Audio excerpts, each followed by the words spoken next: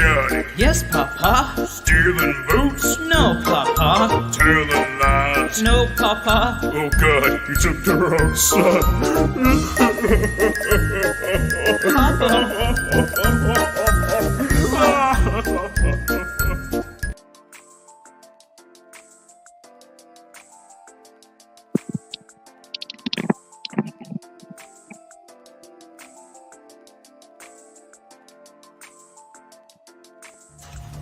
Turn around now, and you can go home in one piece.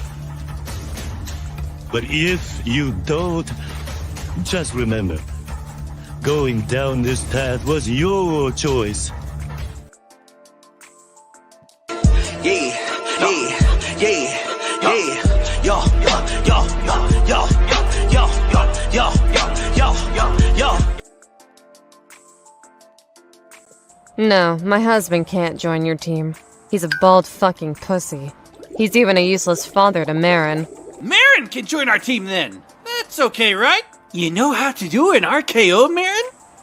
If we have a baby on our team, another fighter will kill her by mistake and get disqualified. You cold motherfucker. Is my baby in danger at this tournament? No! We sense some real, hidden potential in Marin. Like when Gohan went crazy against Raditz. Or some shit like that. Okay, that's fine then. Alright! Professor, I'm 10 years old and I'm ready to pick a Pokemon. Not until I get mine first, Dork. Now, boys, you'll both get your chance. Now, before I can give you your Pokemon, you have to answer a few questions for me. Okay, shoot. All right. Well, first, are you a boy or a girl? Huh? I'm, a boy, right? Right, I'm a boy? Why are you asking me? I don't know, it was just like a kind of a curveball. I'm a boy. Now, what is your name? You don't remember my name? Who would want to remember you? Shut up, Gary. It's Ash. Ah, yes, of course, Ash. Now, to your left, that's your rival, my grandson. You've known each other for years. What's his name? Grandpa? Grandpa, what are you doing? What's his name, Ash? Is he having a stroke? Grandpa, come on. It's not funny. Grandpa, it's Gary. Gary Oak? I'm your grandson. You can't forget me. What's his name, Mom Ash? said you were forgetting, but no. What's his name, Ash? Come on. It was so many years ago. Come on. It's Gary Oak. Ash, can you call my mom? I think he's forgetting. Big fuck. What? Ah, yes, my grandson, Dick Fuck. What? Ash, you must be prepared for the journey ahead. It isn't. You will meet great No. foes and No. many Pokemon. No.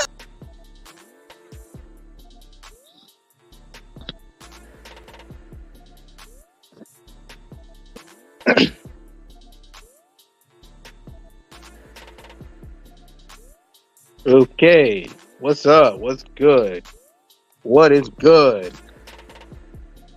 It's your boy Ronald Dragon America here, doing the first King of Conspiracy live stream on my channel, and we also gonna be talking about Anime AJ. what's up, Anime AJ? Huh? Not much. What are we talking about today? Oh, hey Jeremiah, how's it going, buddy? Welcome. What's up, Prince Smart Father Khalifa Rogers? Welcome. Well, we're gonna be talking about a lot of shit mostly involving some TikTokers and stuff, and kick streamers and so on, and internet gangsters. Well, let me start things off. Well, I just came across this TikToker. I'm not gonna say his name, but he got arrested and busted for a crime that he himself documented online for clout. Right. And don't get me wrong, it was actually pretty good. It was actually pretty lucrative and clever crime if he wasn't documenting it with his stupid ass. Basically, he would buy real Nikes or Jordans or Nike Jordans or whatever. Then he would then buy knockoff Nikes at cheaper price, use the knockoff Nikes, put the knockoff Nikes back in their own store brand box, and then try to get a refund for those Nikes. Except instead of being the real ones, he's giving the knockoff ones back. He's refunding the knockoff ones. And I'm not gonna lie, it actually would have been the perfect lucrative crime had he not been documenting it. Now I ask you, I implore you, what sense did that make? None, because I don't even agree with the fact that he was committing that kind of crime. I don't agree with it, but I'm just saying that out of cleverness, it was pretty clever. It's just the fact that he basically was snitching on himself while he was doing it. That's what makes it not so clever, is that he was just being stupid. Like, there's nothing clever about it because the way he was going about it, not just recording himself doing it, but the fact that he was sending them the knockoff back to the Nike people. Like, you think they're not going to open? Well, no, he was going to the store. Even the store. He was bringing it back to the damn store. You think they're not going to check? They're going to open that box. Man, contrary to your belief, man, these people don't give a fuck. Let me tell you about Nike. People did you know that, even this is since last year, people have been just walking in the store, just grabbing Nike shoes and walking out.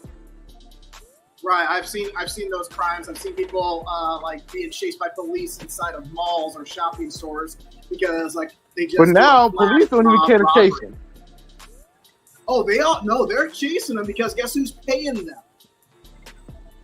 In fact, what's going on is that these stores, that these flash mob robberies are happening at where people run in, grab a bunch of coats and shoes and Nikes, and then try to make for the door before anyone catches them. These stores are hiring private security now. Those guys will chase you because they get paid to. Well, I guess that must be Republican-run states because these Democrat-run states, you don't see none of them do nothing. No, that's happening in the states like California. I know they're walking in and taking shit in California, but it's the fact you don't hardly see that because there are people who go in the store and say you don't hardly see no security guard even stopping them. Well, you must not be seeing the same videos that I'm seeing because there are security and police chasing these flash mobbers to get that. I guess that's probably people who are saying this in the urban areas, not the more. I think that's probably the urban areas where that's probably happening in though, probably. Yeah, because they have all these rich and fancy Nike stores and stuff in the rural. Okay, so that's what I'm saying. We're looking for two different lenses then. Okay, that's probably why, because we're looking for two different lenses. Here's the thing though. You see one thing, I see another. It doesn't mean that they're negating each other. It's happening at the same time. So there are places where they probably aren't, security isn't catching them, or they don't have enough security. So I give you that. I agree with you there. Yeah. And then I'm seeing ones where they do have the security, or they are calling the cops because there's robberies happening all the time. So then they got to post people there to make sure nothing happens. So it's happening together at the same time, and you're just seeing different things. Because obviously, it's not going to be uniform all across the whole country. But it is happening in all those places, like California and New York. Yeah, it won't be long till it starts spreading to other states, or people start thinking they can do the same thing, unless it gets completely nipped in the bud. Right, like this guy you're talking about who filmed himself, basically trying to scam a Nike store. And now he is setting a precedent. His actions are going to lead that company to review their return policy. So that now, if they haven't been doing it, if you try to return shit, they're going to start checking your stuff to make sure you're legit. Yeah. But see, here's the thing. The knockoffs he was turning back were almost near perfect. Now, I'm not going to lie to you. They were almost near perfect. Like they were like almost to the point where you couldn't tell the difference. Those knockoffs he was buying. The only difference is they were cheaper. Well, see, Like that you doesn't- had to have a good eye to see right, if they were really knockoff. So he's buying Nikes, and he's buying knockoffs, and he's returning the knockoffs to Nike to get his money back. And then what? He's turning around and selling the Nikes for he's selling the Nikes that he got his money for, so he can try and make a bigger profit. Probably keeping them or probably making a profit off them. Oh, see, I don't get that. Why didn't he just go try to get legit? Because there are so many people out there who can just buy these drop shipping, items and stuff, make their own store on a website, and he could probably be making big bucks by selling Nikes to people in outside the U.S. Yeah, but it lets you know that he wasn't thinking it all through. This was all a plan of clout. This is basically a plan of clout. Nothing smart done about it. Like, it seemed smart off the rip, but in the fact when you think about it, as you just picked it apart, just not even more further, it just shows that it was a smart plan, but it wasn't a well thought out plan all the way. It was basically meant to be for the purpose of clout. Huh? I give you that. It looks clever on paper, but like you're saying, it wasn't thought through well enough, because if it was clever, he wouldn't have got caught. But it was just a plan of clout, basically, because that's pretty much what he was doing. Basically, it was all done for clout. Look at me, I'm ripping people off. I'm such a successful scam artist. Look at me, haha. And everybody looks. So obviously nice, you got caught. Yeah. Now he's getting his wrist slapped. It's like, dude, don't be going look at me if you're trying to scam somebody. That is so unclever.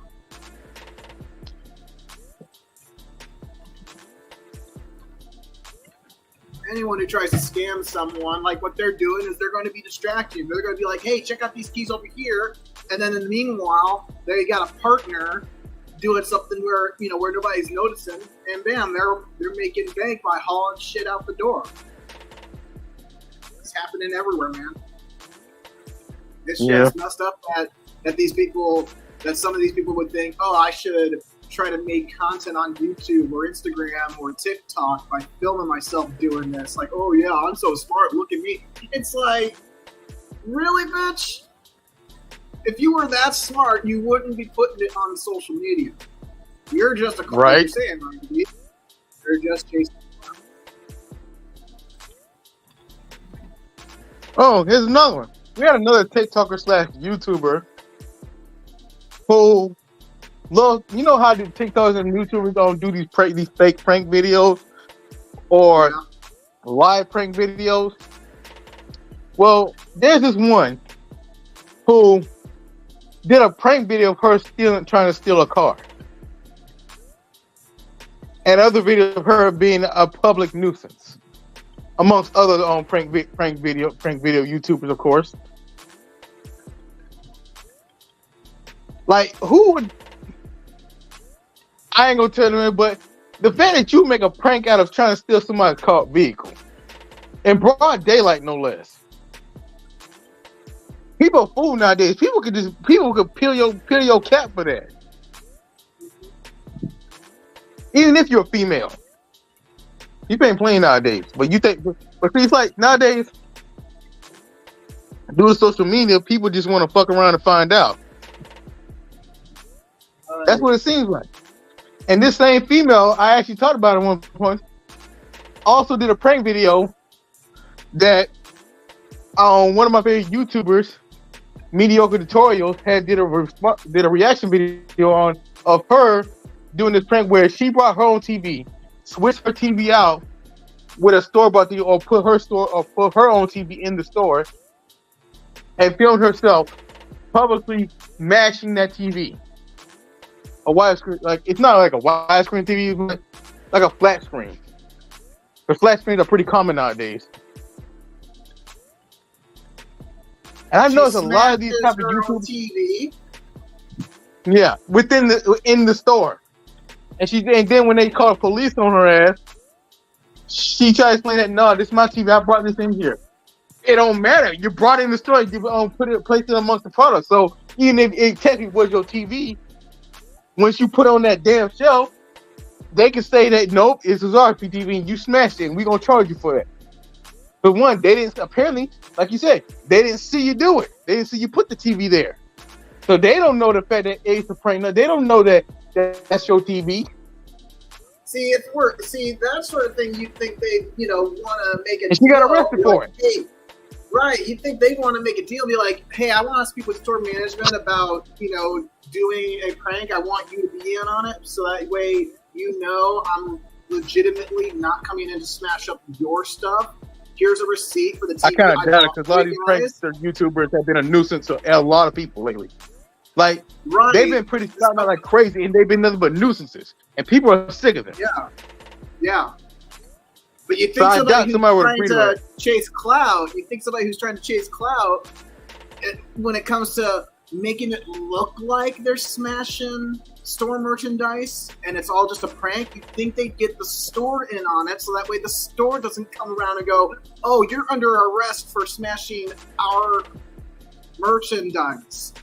You see what I mean? Like you're saying, they didn't see her. I mean, sure, maybe they got it on their security cameras, and she'd have to go to court and pay out the ass to get that, just to defend herself in court for that. Be like, hey, pull their camera footage and you can see that it was mine.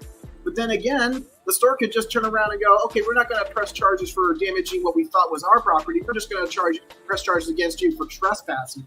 And regardless if the cameras show that she brought in her own TV and pulled a prank about it, she'd still get that. So yeah, people they're not thinking things through like you said before.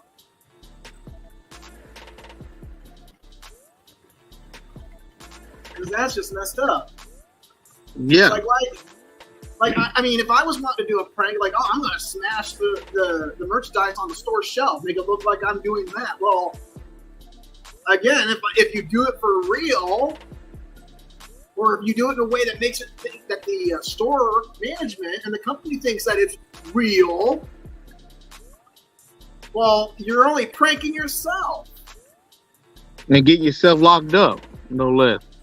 Yeah, quite a prank, huh? And see, these people doing this for like tens of thousands of views. Not even hundreds, not even millions.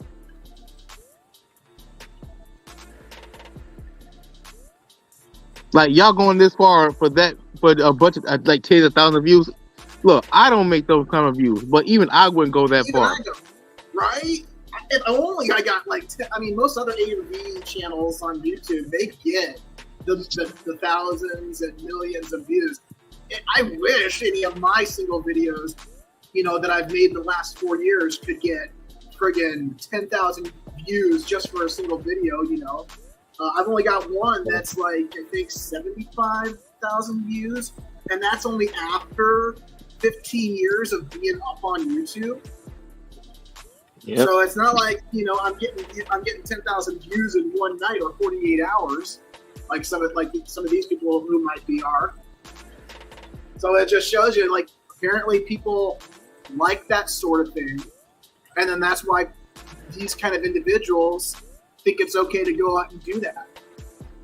And an example that you can compare this to is like Johnny Somali. Everybody is so worried and concerned that his behavior is going to influence. Actually, another one of my topics actually involves Johnny Somali. But go ahead and keep talking. Right. So you think, people are like, oh, we need to punish him. We need to stop him because he's only going to make it look like this is what people should and can do. Well, it's the only reason to have that concern is because that people are more interested in watching that kind of bullshit.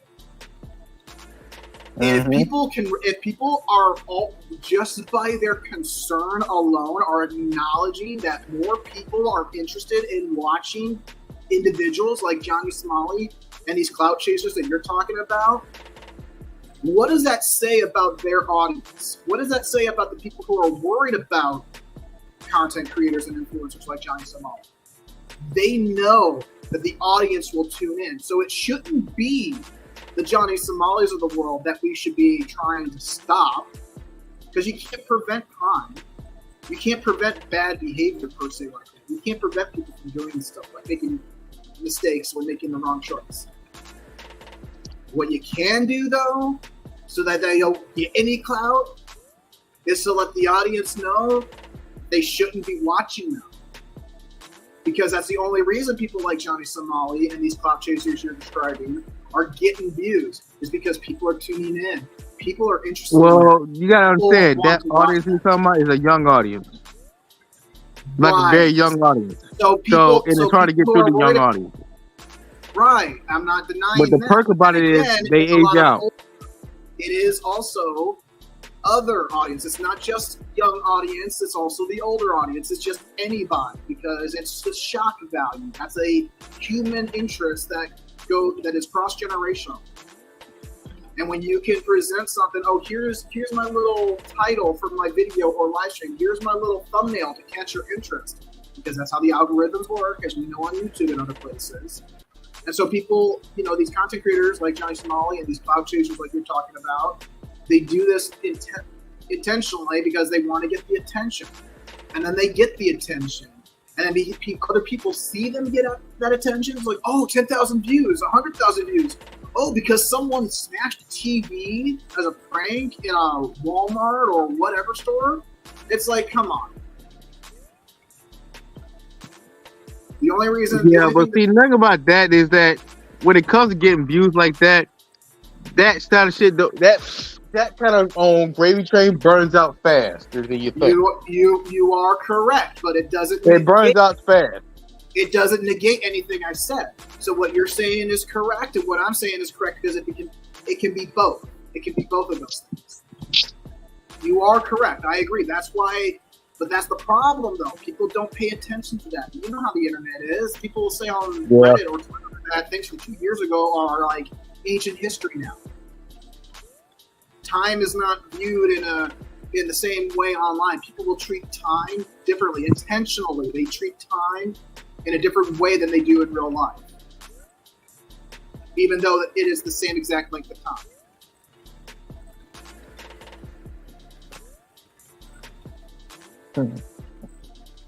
So I agree. That burns out quick. Yeah, and the thing about it is that, even though, like you said, it's cross audience, but it's mostly young audience. And but here's the perk about that also. That young audience that's there now is gonna eventually age out and be like, oh, I don't care. This stuff is stupid. I want to watch something else, and they're gonna get tired of this stuff. Like they're gonna age out. Right, that's everybody. There are adults who also will get burned out by something, and they'll stop. They'll stop watching or they'll stop playing. There are people, for whatever reason, who be like, oh, I'm burned out on Minecraft. I'm not going to play it for a while. It's like, how the fuck do you get burned out on Minecraft? Yeah, you might, I forgot. There are times where I've like, oh, yeah, I haven't played in a while. And it's not because I'm burned out. It's because I got distracted or my attention went somewhere else. But there are people who will be just like, adults who just say, I'm burned out of Minecraft. Like, really? Okay. Yeah, sure. People will stop doing something because they found something else to do. We have our daily lives, right? Like you're not going to eat a ham and cheese sandwich every day. I mean, some people do, but eventually people get bored of that. They want something else. Yeah, I get that. But it's like, it doesn't matter about the age. I definitely agree that there is a huge audience of a certain age group that get drawn to that shock value. It's because, again, I'm saying shock value is a human interest that's cross-generational. It doesn't matter what age you are. The thing is though, as you get older, you learn how to control yourself. It's like, oh, that's so shocking. Well, it's obviously clickbait. But kids who are new to shock value, especially in the internet age of the 2020s, and more reactionary, right? Well, that's cross-generational too. I mean, reactionary stuff has been around for God knows how long, especially in the entertainment and media generation. Like ever since the 80s, ever since the 60s, like when everything became about what's on television. I mean, heck, even before television, the same thing was applied with radio. Look at a good example in terms of it from a historical point of view regarding the whole shock value and grabbing people's attention is like War of the Worlds when it was first produced for radio drama as a radio drama. Like people thought that was real shit, and now you look at TV and people will see, something so shocking, and they'll immediately react to it, and be like, "Oh, this must be real," and they'll panic or they'll do this or that because of something they're reacting to on TV. And yeah, so now we're on YouTube, we're on the internet, we're in the age of content creation, and people still react. That's what that's the whole intention of shock value, is to get a reaction.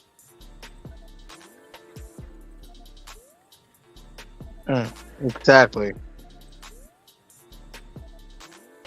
But one other thing I also say, just like I said, that the way you grow your followers can like the way these people are going about it will burn out fast.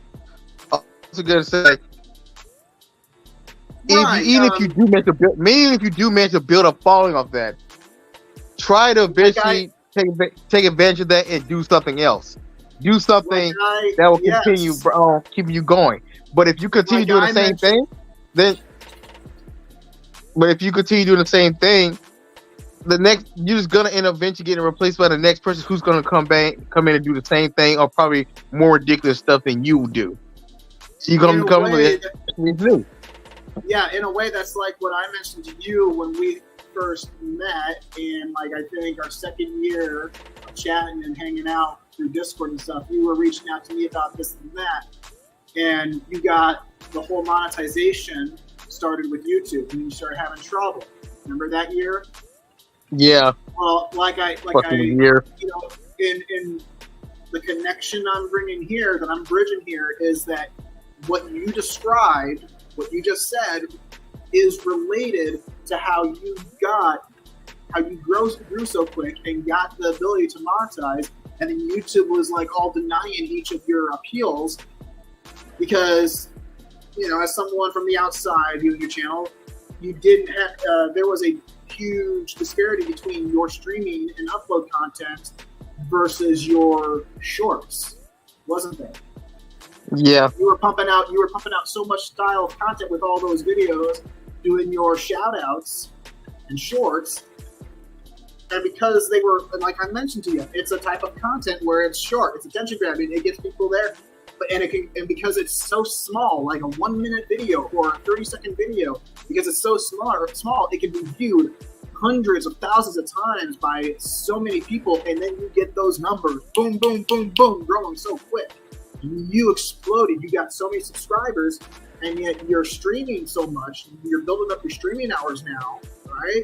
And there's no denying the fact that your streams, at least rather the views for your streams, aren't matching the numbers in terms of how many subscribers you got. YouTube does expect you, as I mentioned to you in previous conversations and live streams, YouTube does expect you to have a certain number of viewers in relation to your subscriber base. They pay attention to that. I talked to you about how they work at how you can view your stats. Like if you're viewing your stats on your videos and what kind of views you're getting, and it's tracking that progress on the bar, you got that graph on your YouTube Studio page. If you can see that, guess who else can see that, bro? Yeah, YouTube. YouTube, and if you think that you're being shadow banned, you are. Because all you got to do is just look at your own numbers, and you can be like, why is it that I'm not getting as many views as other people? It's because there are certain reasons, and they program. And I've talked about this, and I've hinted at this. The algorithms on YouTube, Twitter, Facebook, and everywhere, they're programmed. They're made to be that way. They're literally programmed to do what they do, and they know what they're doing. They know shadow people are like, oh, shadow, like it's programmed in there. And the companies that make those algorithms, they're doing it intentionally. They want certain types of content to get more attention. They want people to be engaging in a certain way before they'll agree to allowing somebody to get monetized. What's up, guys? Ahoy, what's up, Fire Devil? How's it going, buddy? Hello, guys. I'm good. How are you guys doing? Doing all right. Doing all right. How about yourself? Welcome to the Kingspiracy. Yeah. Yeah, sorry I was late. I just had to take a shit, but I'm back. Well, we don't Hopefully need I'm to not know too that. Well, okay, too much information. My bad. Right. Kinosuke, Sorry about that. Chinese Evolution cosplayers Game Corner said Kinosuke is a prime example when he was focusing on Dragon Ball content until he started drama on the people who like lollies. Yeah. Be that way. Yeah, sometimes. just like that's also that in a way that's related to how all these content creators, whether they're on social media or not, whether they are on YouTube or not, but they're still using social media to clout chase. Like with the Eric pretty July much drama that. bullshit. Like if people The like problem Ethan Van is we- Sciver and all these comic gators, if Comic Gate was all about creating comics, they wouldn't be brigading on a single individual like Eric July. They'd focus on what's important to them, but as you can see by what's going on social media, they're making it obvious what's more important. And the problem is that they continue to behave that way because people are giving them attention. It's like, oh, you're gonna make dude, you want to create comic books that have no freaking identity politics in it, and yet you're engaging in the identity politics behavior because some individual doesn't want to do comic books the way you think comic books should be done. It's like, mind your own business and get to creating, focus on creating that art. That's what's important to you. Yeah. But no, politics are more important to those kind of people. Mm-hmm. Yeah, by the way, sorry, AJ, I went too much information there, but I should have just said I was using the bathroom. Right. Just, let it go. Okay. All right. Okay. What's up, Shiny Evie? How's it going? That's what you're saying, AJ? Yeah. Yeah. The problem is we got these people wanting to do drama to make clout, which they got bored of the same content. Yeah. Yeah, so same thing. And because all the reason people get bored a lot because they just want to clout chase because they want to get more views, more subscribers. In a way that's kind of a form of cheating, but at the same time, it's ungrateful to do that. It's not boredom though. It's not. People, as I described in previous streams here, especially with the accountability on social media topic that Ronnie D has been hosting for the last few weeks, is that they know, we all know, that the more engagement you get, the more views you get, the more attention you can get and hold on YouTube or Twitter or Facebook or wherever, you can get money, you can get paid, you can get monetized, you can make money off that shit. People are doing that on Twitter. People who got the blue check marks, you can bet that they probably are, because they do have the ability to make money. So that's why they're doing this, because they know that the drama can get them more attention because of the shock value portion of it. And then boom, if they finally hit those numbers that these platforms want you to achieve before they give you money, then boom, you got this going on. Hey, everybody. They care more about getting attention. They care more about stroking their own egos than they do about creating a comic book or creating actual content on YouTube or doing this, doing this or that in terms of engagement with their community. They're like, oh, I'm better than so-and-so, so let's go ahead and go and attack that person. Yeah, and the point is I was being attacked so many times, which they need to leave me alone, to be honest. It's like, look, I don't deserve any hate, to be honest. Well, the thing, as I mentioned to you before, and Eric July is a good example because he's look at why don't you go follow him for a while and check his behavior yourself. Decide for yourself on his behavior, because I follow him enough to know and see that he's not reacting to them in a way that gives them the attention they want. If you're going to react, that means you're going to give them attention. But if you react the way they want, they keep doing it. If you don't react the way they want, then they'll stop. This also harkens back to the conversations that Ronnie D and I had about his particular harasser, Johannes. Yeah. Hey guys. That's why you guys not getting any attention. Yeah, I know the dude, but he's not quite that dude for me. But like for to Ruby, yes, quite it is. But the point is, here's the thing: to Ruby and Johannes, they shouldn't go at each other so many times. To be honest. Wait, they still going at each other? Ruby King knew. Ruby King knew. He was aware that the drama that Johannes was starting with him, he could make bank on it. He knew. Yeah. That's why he reacted the way he did with Johannes. Instead of ignoring him to let him go away, like shoot fly, don't bother me. He went with it because he knew it would get him views.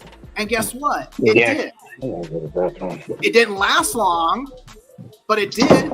It got him what he was wanting. It just didn't get him where he wanted to be. And that's another thing, that harkens back to another thing Ronnie D was saying earlier, right? You said it's a gravy train that burns out quick. Yep. And the point is with the cosplay community, they just wanted to be popular by causing drama against other cosplayers. That's why I left the cosplay community, which I seen what's going on against with my friends, and they just want to go after me, which I'm just basically an outsider. I bet you if you look back into it hard enough, Shiny Eevee, you'll see that cosplay drama you're talking about is connected and can be traced back to the time of and right before the start of the Vic drama. How much you want to bet that's well connected? Sometimes it's so far. Yeah, the point is, I just want to enjoy my cosplay. I don't want to be part of any community. That's the point. And here's the problem with them. And here's the problem with these people who want drama because they just want to take others down because they don't want people to succeed. That's the issue. Right, and that's one of the forms of gatekeeping that I've talked about. If you guys were there 2 years ago when I started talking about and warning about the gatekeeping, and that's what Comic-Gate is. They were all against the identity politics in comic books, so they started their little political movement. And of course, the whole thing was that I warned about how the woke and the SJWs, what they were doing in anime and manga and gaming and comics and movies, especially like with Disney, is they were doing essentially a form of gatekeeping, where it's like, oh, we got it. So-and-so, Vic Mignogna is a freaking, pedophile. Nah, they went after him because he's a Christian. Because he was not afraid to, say that he loves Jesus Christ or he believes this and that. He wasn't afraid of sharing that. I'm not afraid of sharing the things I believe in or I'm willing to talk about.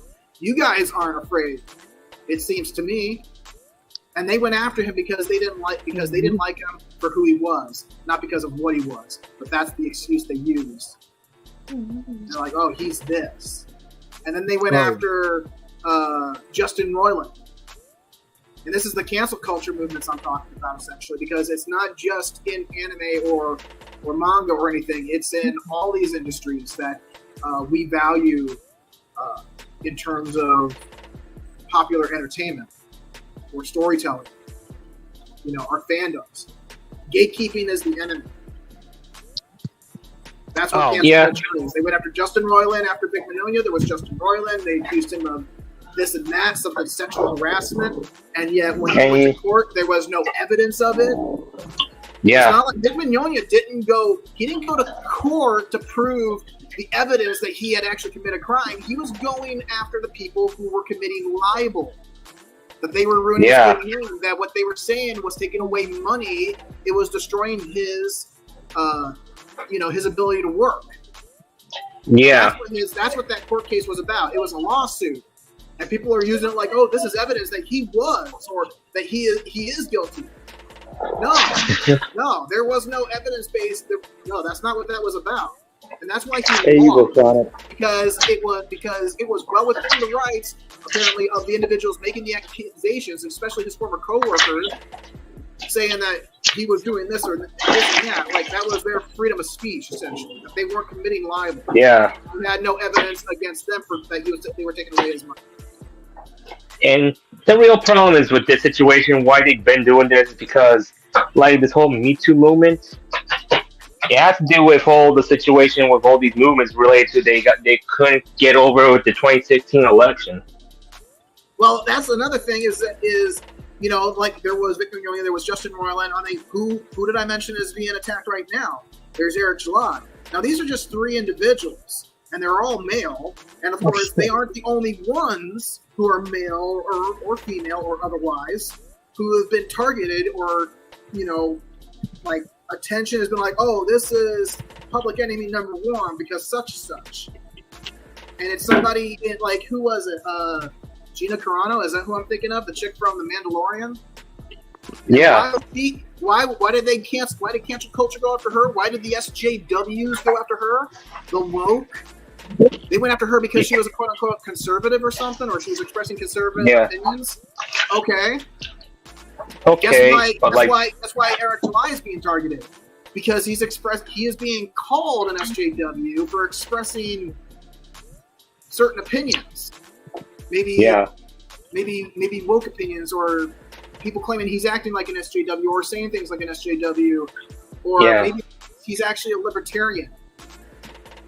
Because there are times where he's, spouted conservative ideas, but the thing is that like you, Shiny Evie, he's one of those people who doesn't really, he's not part of a quote unquote specific community per se like that. He's being targeted. There is a wider. Again, all of this has to do with attention, because on social media, getting people's attention is what makes money. And the point is these people want to try to do false accusation just to get the likes and everything. Since I learned from a situation when I look at the stream called the National Falsely Accused Day, which there's an activist who knows what goes on with the feminist movement. It's not like feminists, it's just the leaders who caused the problem in the first place, because here's the situation. They teach their women in the next generation in a wrong way. That they think, oh, this is how you could treat women like that, and then they just demand more rights, and they just make them fall for the scam of the lies they made. And you see, from Raging Golden Eagle, let's say this, he saw a lot of articles that there are women who felt for the feminist scam, and guess what? They didn't achieve to have a boyfriend or a husband, the whole deal. Right. Speaking of feminists, y'all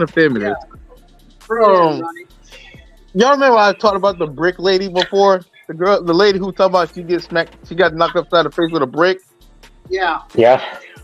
That brick situation where she knocked somebody out. Finally, the police are finally did a full investigation and uncovered her scam in ways thanks to mostly thanks to the pressure put down on her by this podcaster and social media influencer celebrity from a celebrity podcast. She's basically known as on the internet as the queen of accountability. The queen of accountability. And she's one, and I follow her actually. And many other YouTubers follow her. You did? And shout out to her.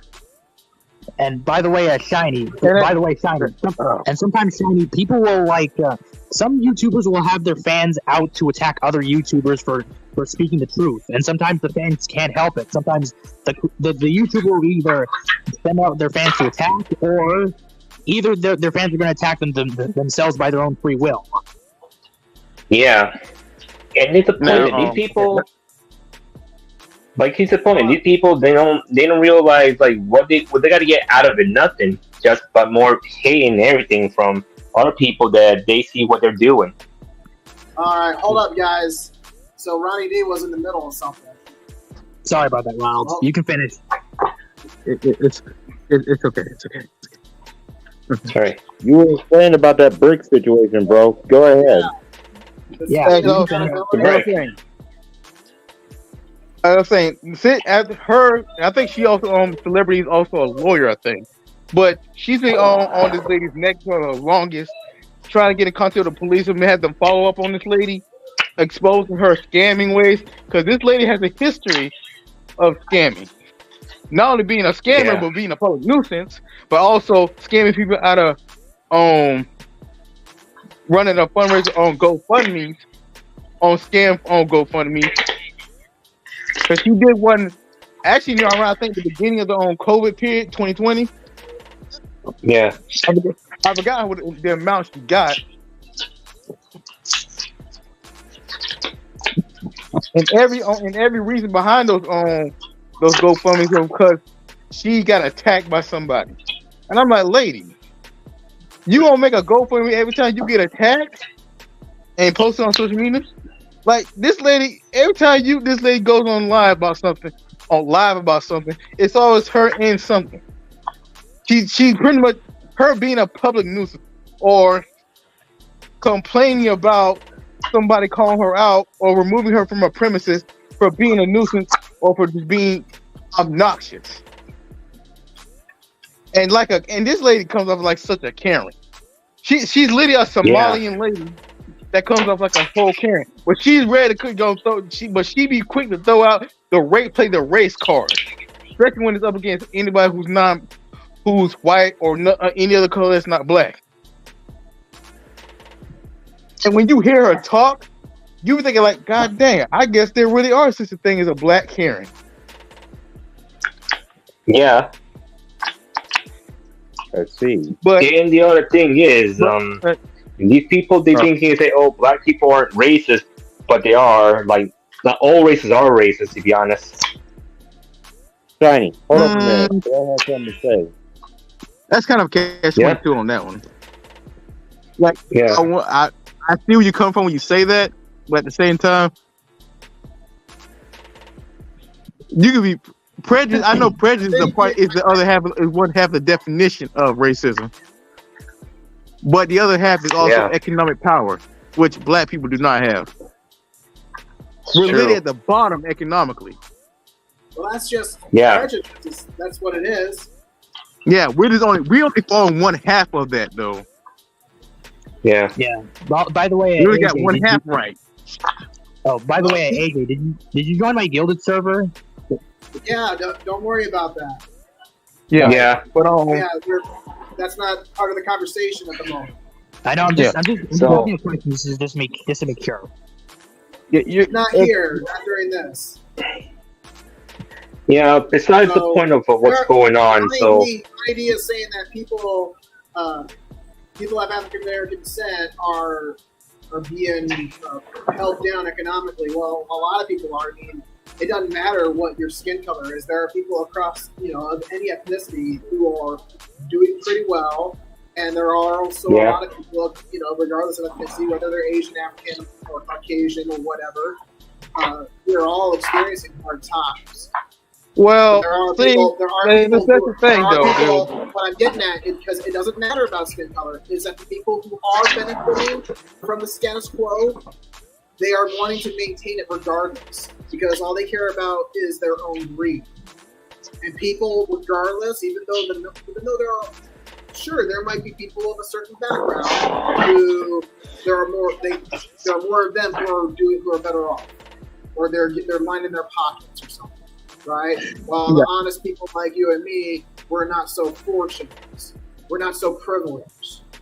Well, all of us. I'm trying to get is that all of us are susceptible, regardless of where we come from, to end up giving into that sin, into that temptation, being like, we're not going to uphold what we claim to believe in anymore. We're just going to front. We're going to chase the cloud. We're going to be like all about this. And we're going to continue oppressing everybody who's not as privileged as us.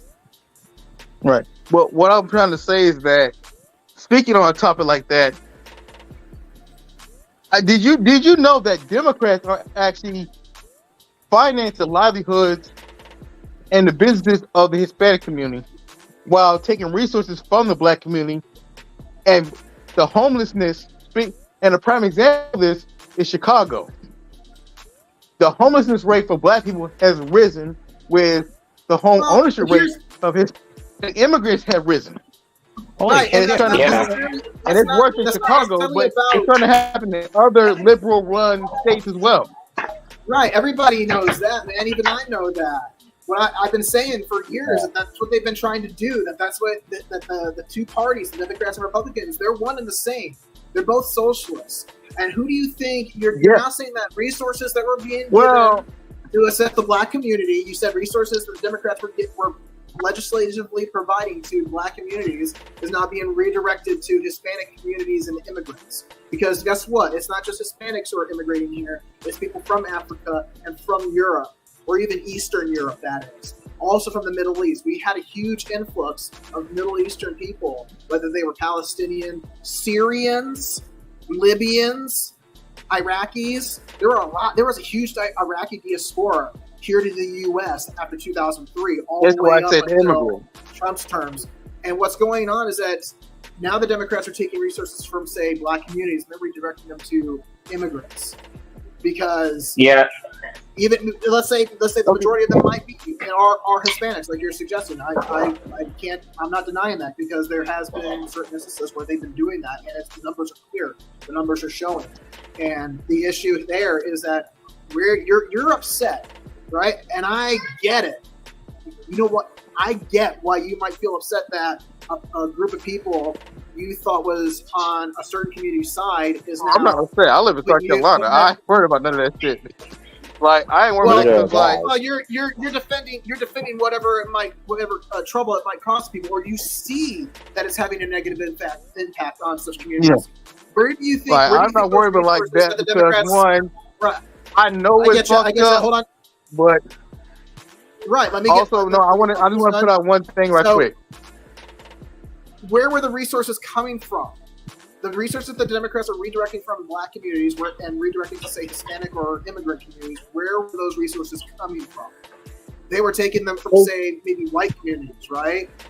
And then and then let's say regardless of what your background or community is, you see that the resources being provided to a specific community are not being used properly for that. That would be also. And it has to do with taxes. That's the other issue. Right. That's what I'm getting at without having to actually specify, is that it's all a taxation thing. And it's like, well, now the resources are being taken away or diverted from a community that needed them or thought they were going to be able to use them, and it's not being directed to another. There's an agenda behind that. That's one thing to know, is there's an agenda behind that. It really is messed up that you take from one group of people to give another. Don't use it. They mismanage it, and now they're making it. They're like, oh yeah, we'll continue providing it, but we're also gonna provide for these communities as well. Yeah, and it's like it just makes it a bigger clusterfuck. Right. But what I was trying to say is that also that the reason why I say what I say is that when you think about it, the Democrats hinge on the black vote. They always have. This is why I kind of feel like I'm not getting involved in that, because one, the people who are doing it to you, to those people, y'all the ones who are keeping them in their positions, in power. I don't know who's keeping them in there except the people who actually go vote. The people who vote. Yeah, that's what I'm trying to say. And I'm trying to say, let me finish. Black people, you keep voting Democrat. It's like, let me tell you, man. It's like an instinctive thing. It's like such an instinctive thing with my people. They always think that the Democrat is right. You going right, but if you do anything other than Democrat, then you are a traitor. In a way. That's kind of. I'm telling you from the and black here's the problem. And here's the other problem. We had to blame the whole situation that they think, they listen to falsified, situation. Here's the thing. The Democrat Party was the party of racism and slavery, because here's the thing. Democrats owned slaves like over 200 years ago. I don't get what they didn't want y'all free. Right, and of course, the Republicans didn't want you free either. But the Republicans only did it because it was a good business decision. Right. They didn't really care about your freedom, so neither one really truly better than the other. And you're getting at that with the Civil War. So it was the two. We went to war. Our country went to war, right? It was North versus South, right? It was because it was the Democrats and Republicans who started that war. It's because those two parties couldn't agree on a majority of them couldn't agree, because you did have Democrats who sided with the Republicans, like Democrats from the North. But then, of course, a lot of Democrats, regardless of which side of the border they were on, like there were things they still agreed with. So ever since then, it's every 4 years, another political civil war, because the two parties make it look like they're fighting over who has control of the government, when really they're passing the same bills. You gotta see that the Republicans are working for them and with them. They've not only have the Democrats been duping one group of people or multiple groups of people, you got Republicans who are doing the same thing. And there may have been a minority of Democrats who supported the Republicans during the Civil War. There was a minority of Republicans supporting the Democrats in the South. And then now they make it like, oh, it's one versus the other. Who do you want to give you your freedom? And Ronnie D's over here like going, why the fuck are you voting Democrats? Because they never wanted you to be free. They don't, and they're doing it to all of us. Why does everything stupid happen with people with no sense? Well, exactly. Yeah. People have no lives. See, let's keep it rolling. Even though Democrat and Republican got their own points of view of things, when even despite those points of view, they all have a collective mindset on one thing: staying in control and in power. Right. Maintain status quo. Yes. And flaws. Like that's one thing that overall they're one of the same. They may have their own way of going about it. That's the only really difference there. They have their own way of going about it. What they will allow and what they won't allow. Yeah. But it's all they're about not that much which different side from each gets other. the most. Like, oh, the Republicans want money for this program or that program, and the Democrats are like, no, because we need money for this program and that program. So then they bicker and argue over money. They bicker and argue over who gets what money until they finally come to an agreement on how much. Because in the end, they're both like Democrats might spend more than Republicans. That's a numbers game that's been proven. They're spending way more money than Republicans do. Yet the thing is that the Republicans, they're still spending money. That's all it comes down to between them is that who gets to spend how much. Not whether it's less or more than the other. It's how much this side gets to versus how much the other side gets to, because that's all they bicker about. It's like, oh, the Republicans don't want the Democrats to spend that much. And the Democrats are like, oh, well, we don't want you to spend this much on that. And it's like, okay, well, how can we come to an agreement? And then it still ends up just being all this money on both sides being passed at our expense. Holy shit. And they're taking more from, let's say they take more from one group than the other, and that group may already have an economic disadvantage. And now it's not only hurting them worse, it's putting everybody at a disadvantage in one way or another. And here's the other thing I could say, the thing for sure. If people consider themselves liberals, why are they being so authoritarian? Why are they being so fascist? They're not liberal at all. It's all about greed. This is what I'm getting at, is that they only care about money. And that's what, and to try to bring this back, circle it back, that's why these clout chasers that Ronnie D started talking about, that's what they care about. It's the greed. That's what it is. Yeah. And if you don't think that greed is not a sin, then that's exactly why you're seeing people doing the things they do, and why you see one community or another being repressed by a friggin' Democrat or a Republican. It's like, why are you voting for them? Why are you watching that channel? Why are you giving money to this YouTuber? It's like what the attention you give feeds into what they're wanting, and a lot of them are going after attention so they can get money. Yep. True. It's like they're trying to be Bill Gates so bad. And the thing is, I used to be a liberal myself until, things happening, which I became more libertarian. But yeah. But speaking back to my older topic of clout chasers. Yeah. I remember I was gonna bring out Johnny Somali. Oh yeah, that dude. Yeah. We know about the whole situation, bro. No. Wait, do you know that dude is literally crying, begging to get to go back home, to get out of Japanese court? Like, dude is literally crying about regretting everything he did, which I doubt he means it. Yeah, he probably just regret it because he got caught or he's being held accountable for it. I doubt he has any remorse. There's Johnny And see, Solami. then what makes it worse, this guy tried to lie in court. Yeah, I doubt he has any remorse. Yeah. What an idiot. And, like, there's a lot of proof. In court. Well, and here's the thing, there's a lot of proof that's shown. There were charges before he went to court. There were charges and arrests performed on him. Some of those charges were either dropped or changed. So you gotta understand that there's more to this than what we're commenting or reacting to on the surface level. They're only presenting. He's only made it popular. He only became popular. His name's only known. It's a gravy train that's going to burn out, like Ronnie Dragon has described. So he's going to be this is his 15 minutes of fame. What we're doing, talking about him, that's his 15 minutes of fame, you can say, because it's going to eventually stop. Yeah. We're going to forget about him. He's just going to be a moment in time, just like the game which you all lost. Yeah, and the thing is, with Johnny Somali, Oh my God! Oh fuck! You got that right, Ronnie? Yeah. Was it? So let me tell you this. He's basically influenced the young people to hate to go.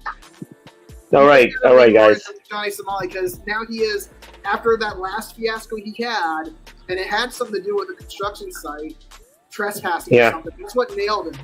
That's what got him on their radar. Boom. Sorry. Now he's crying. Now he's crying in court. Like, doing that? Yeah, I'm going to tell you the whole truth about the situation with Jonathan Molly. He enabled these young audience to be anti to go against anime because we all know about the whole. They whining about Loli is the P word and all this stuff. Oh, I know how he got started. I mean, hell, what really got people to look at him was the fact that he was doing shock value. As I bring it back to what Ronnie D is talking about here, these cloud chasers. Yeah. His whole thing was that he was doing shock value.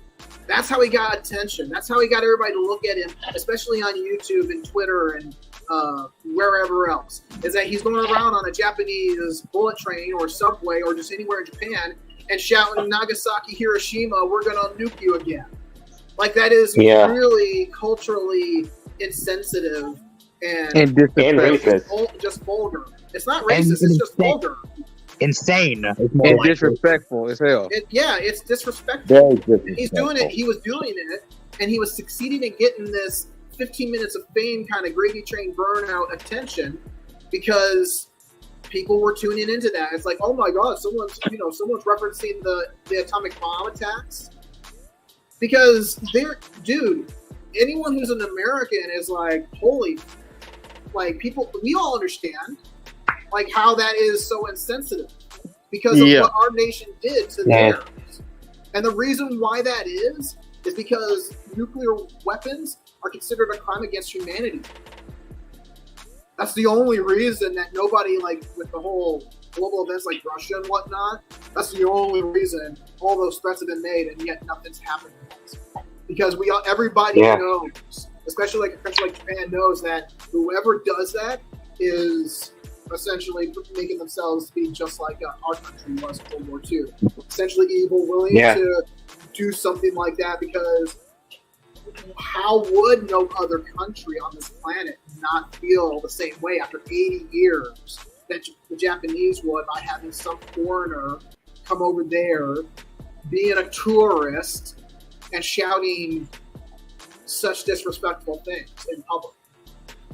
He was not showing proper decorum in a public space. He was being disharmonious, because harmony is a big deal to the Japanese, especially when you're out in public.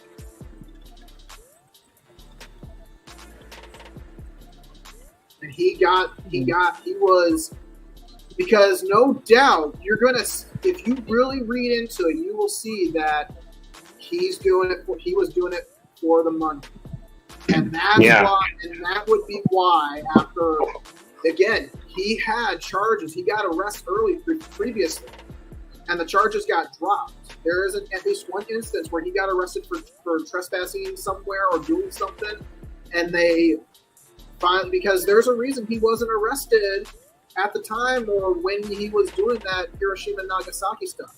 It was only until recently when he started doing trespassing and other things that were disharmonious. And they're like, okay, and he's getting all the he's got the clickbait. He's getting all the views. He's getting all the attention. He's trying to monetize his content. And they're like, oh no, we're not going to let you do that. He was you know what gets me though? What? Like, I know he came across the Yakuza when he was doing all his dumbass shit. But I'm just saying though, I'm surprised they didn't whoop his ass. They should whoop his ass. I'm surprised they didn't whoop his ass or did nothing worse than like. He was lucky he didn't get arrested because Ronnie D was talking about at the beginning of the stream, there was somebody buying Nikes, getting knockoffs, and trying to send the knockoffs back to Nike to get his refund. Does he literally think it's a Yakuza game or something? Because it's not. It's real life, bro. Yeah. I mean, to be fair, and that's it. If the Yakuza in real life were built like the Yakuzas in the game, Johnny Shimai would have been fucked up, and he probably would have disappeared. They probably made him disappear. He would have gotten his ass kicked by now. Right. He would have been. And I can tell you one thing for sure: with they would have made that man disappear. And that's yeah, I'm not and- saying the Yakuza in real life is soft or nothing, but I'm just saying they must have been real patient with this dude. Right. Again, once again, he was like you were saying this Nike guy was doing, recording himself and uploading the evidence, and he's filming himself doing the scam. Well, Johnny Somali, finally went around doing that enough that people were like, oh, they're seeing him on the internet, and they're like, oh, he's doing this, he's clout chasing, he's doing this to get attention. Like he's filming all his acts. Like that's his evidence. That's the evidence against him. He filmed. Right. Like he presented it. Now the court's got that. Like they. And the point is, Johnny Somali is the real locale there. To be honest, he always is. And speaking of locales, we know there's no. One more funny thing is, I bet you they're gonna do it. It'd be funny if the Yakuza games do a reference type of sub story with related to the Johnny Somali situation, because I know they do that often in their games. Wait, Ronald. Wait, but Ronald. Yeah. But wait, Ronald. How bad would they fuck him up though? How bad? I mean, you gotta give them the fact that this is real life. The Yakuza in the real life are not that strong as the Yakuza in the games. Yeah. But there are corrupt connections. There's corruption with the police or whatnot. Yeah. Like the whole that's superhuman thing is in the video games. Right. But you gotta also put in perspective that they're not going to bring attention to themselves. Like, oh, we just killed a famous YouTuber. Like he just suddenly Exactly.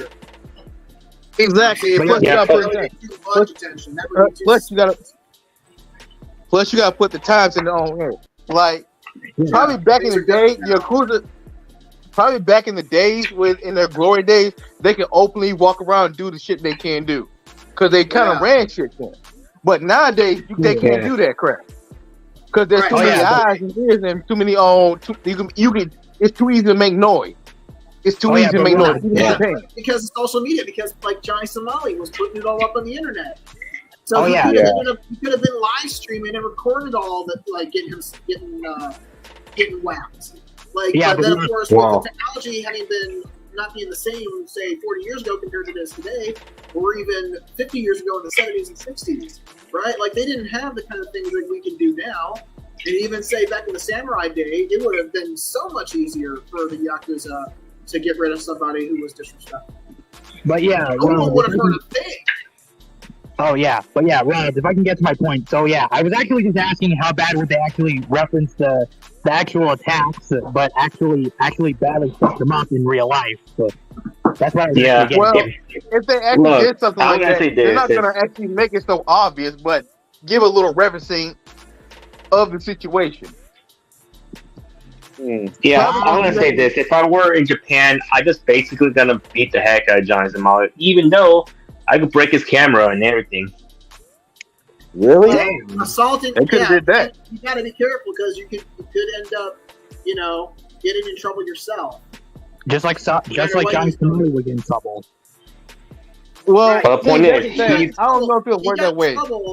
For trespassing, not for and now they're bringing the charges of disrupting the peace, and things related to his cultural sensitivity because he's going around harassing women and insulting men, starting fights. Like he's the one who was instigating shit in order to get attention. Yeah. Even here in the States, you doesn't matter what someone's doing.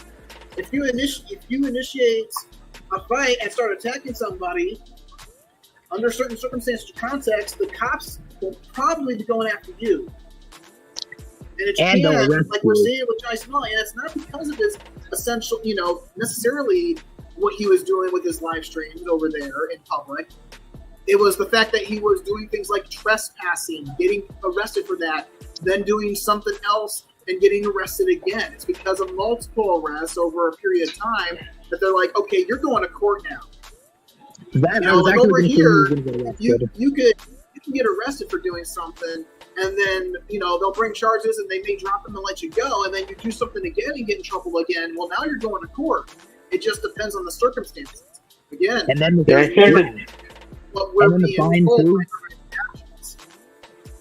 and all I could say this with Johnny Somali, I'm not sure either he have no dad at all or basically daddy issues, but morally he's basically fatherless because fatherless behavior happens when they do stuff like this. He's got a family, dude. He's got a mom and a dad. There's no daddy issues going on there. Just read up on it. Again, there's more to it. True. You can come from a two-parent house and be a morally bankrupt individual. Yeah, you could still end up like Johnny, like, you know, because he thinks he can just do what he wants and get away with it, and he's doing it because he knows for shock value it's going to get the attention he wants, so he can monetize his content. He was a live streamer. He wasn't just uploading videos. Like, and again, it wasn't just the Nagasaki Hiroshima thing. It was other things, and it piled up. And he was just like, "Oh, I'm going to be posting this publicly. I'm going to be recording myself while I'm trying to scam them." Like that Nike kid, who was trying to scam Nike by sending back in, knockoff so he can get his money back. But anyways, besides the point, I'm gonna say this. Like as we finish with John and Tamales, there are other locales we know so far. Like you heard about Verbalaze, right? Who? The one Verbalaze, the guy who spent $50K on a lewd music video, like a self-insert video. Oh, he hired an animator to create an AMV of himself in his favorite show. Yeah. So? And the point is like a lot of people got pissed off that he got scammed by him because over how much money he wasted. Was it he doesn't think it was a waste. He was willing to spend it. Yeah. But people funded him. That's the issue. What about popular VTubers who pay artists to animate or create work for them? Or because a lot of animated stuff for popular content creators, YouTubers, or even YouTubers, it's fans doing it because they want to, right? But a lot of them probably don't get paid by the actual individual they're making the animation of, and how much though? Because those YouTubers and VTubers now they're making money.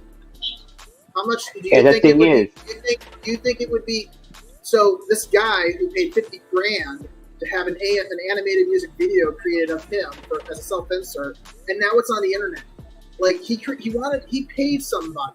He hired an animator to do that. Is the animator's work not worth that? Because that looks like a goddamn official video. Like that's like official looking quality in terms of the animation. You'd think like it was like I thought that was official. I thought that was like that has been hotel. No, it was some anime. It was someone else he hired. Like that is some gold shit right there. People are just upset because the point here is that he spent $50,000 and like everybody's knocking on him because he wasted his money. Like what? It's basically he's been funded by supporters. So those people was a gun held to their head for them to donate that money to him? Maybe it's they who should be the ones being knocked down a peg instead of this guy. Yeah. Because they're the ones who voluntarily gave the money. And if they don't think that quality of animation isn't worth that amount of money, well, I don't know what to tell you. Because that is a fucking awesome piece of content creation. And he led it. Like, that's what he is essentially filling the role of a producer. This is how Hollywood works, people. This is how regular movies and stuff were made. This is how great things like Kung Fu were produced. They had to have people help and back them and support them, and then people who just wanted to do it, not just for the money, but because they wanted to create something entertaining. Yeah. And the thing is, like... Even though I haven't seen it before, I think that what that guy did, I think it's actually phenomenal. I don't think he should... Yeah, but still, it's funny. Why is it the funny? thing is, like... Well, here's the thing, when he made a self-insert... Here's the thing: he's being chased. He had that fantasization that he was being chased by his own waifu and get violated by his own waifu, which is funny. I think that's funny because who wouldn't want to do that? It's like, well, what kind of idea could I fund to create an animation? You know, it's like, oh yeah, well, my favorite character, my favorite waifu is so and so. It's like, why not create something? Like the whole thing was meant to be funny. I agree with that. I think I haven't seen it. I've just heard about it, and I'm like, you know, I may not be interested in Has Been Hotel, but I think that's fucking awesome because that's something I probably would have done.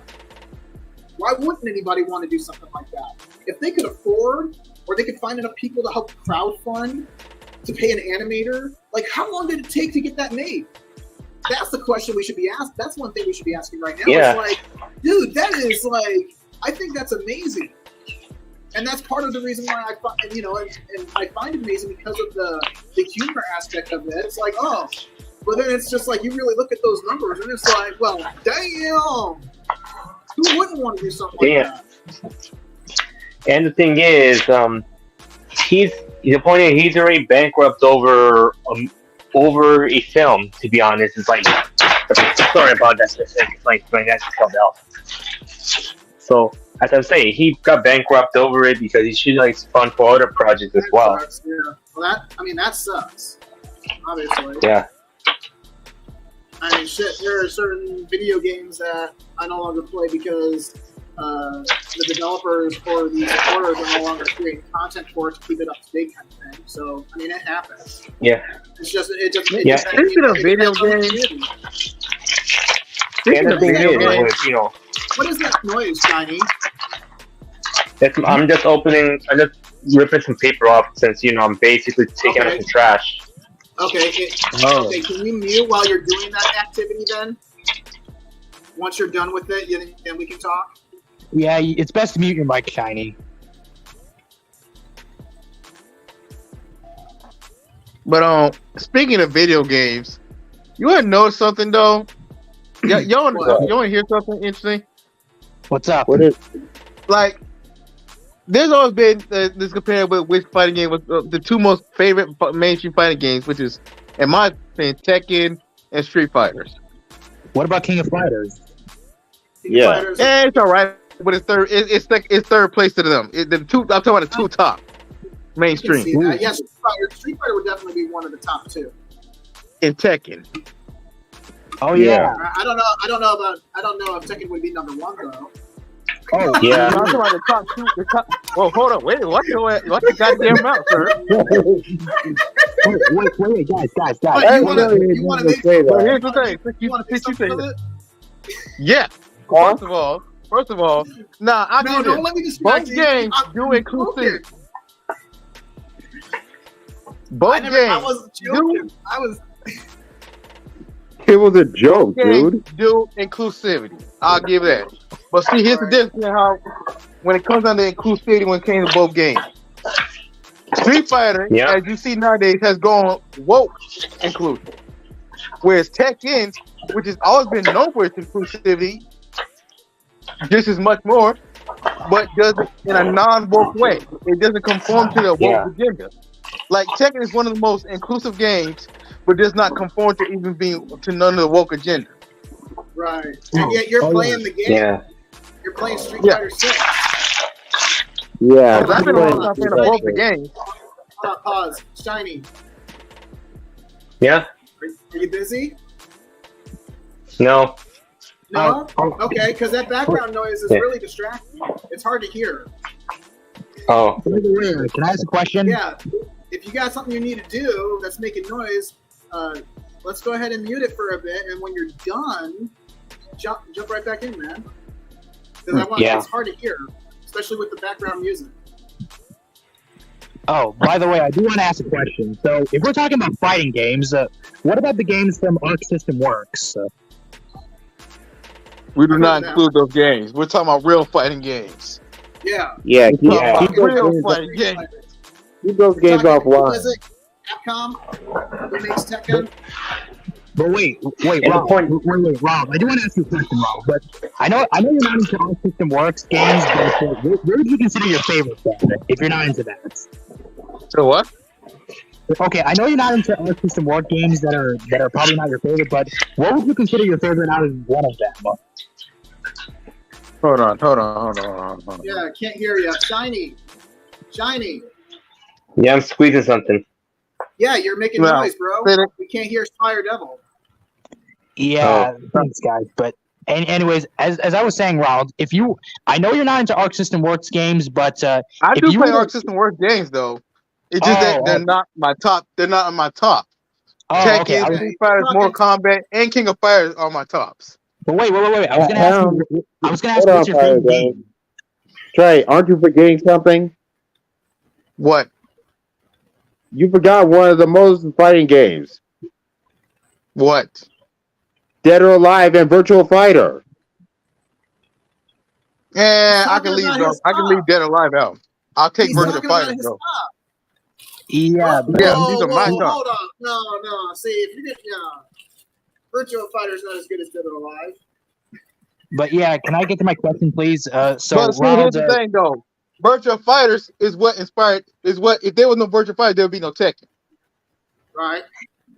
So yeah. Okay. And see, Okay, so and let's can I- tell it, Dead or Alive consists of Virtual Fighter characters too, and certain other characters as well. Wait, Yeah, but can I it's get to got my a good story, but it's not as compelling as. Yeah. But this is just my tops. But go ahead, man. Okay, so anyways, Ronald, okay, so since you own Arc System Works games, what would you consider your favorite out of the games you played? Oh, do they have to be fighting games? Yeah, basically fighting games, if you're talking about fighting games topics. I don't know. I haven't touched Arc System in a long I don't time. play. I guess you could say Blaze Blue.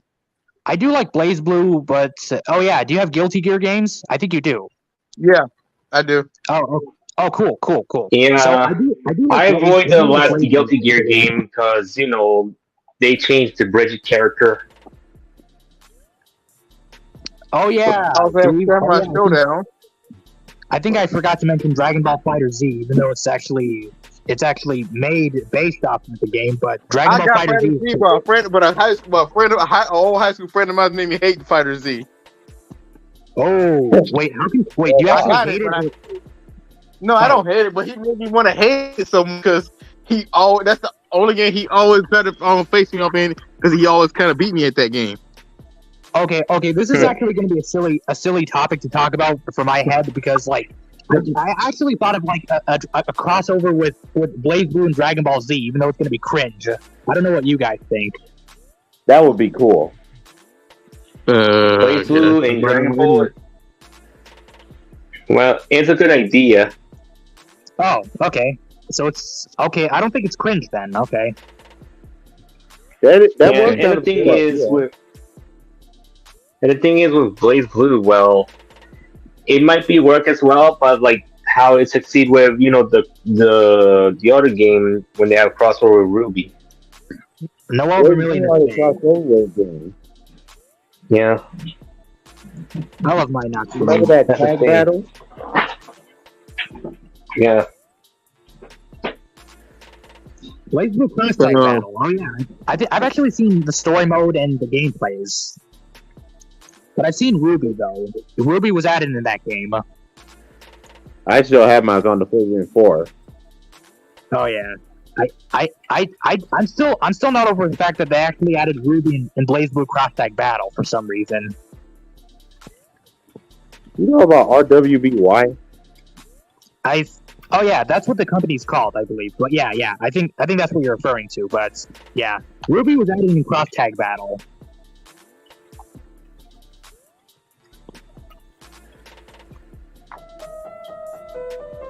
Oh my god, please do not show EDP, man. Please don't show EDP again, because we know who he is anyway. He's talking about Ruby Rose from RWBY. Yeah. But I'm gonna be honest, with the Ruby series, it came okay until the whole situation got ruined after they got rid of Vic and all the situation with Volume 3. I used to be into Ruby back in late 2017, but after in 2018 I still got into Ruby since I wanted volume 6 to come out in September. But volume 6 wasn't what's back up? to Tekken and Street Fighter. You're talking about Woke in Street Fighter? Yeah. Now, see, I grew up playing both the games, but as I was looking at it now, I've noticed Street Fighter, has kind of slipped more towards the woke end of inclusiveness, whereas Tekken has maintained its own inclusivity without going woke.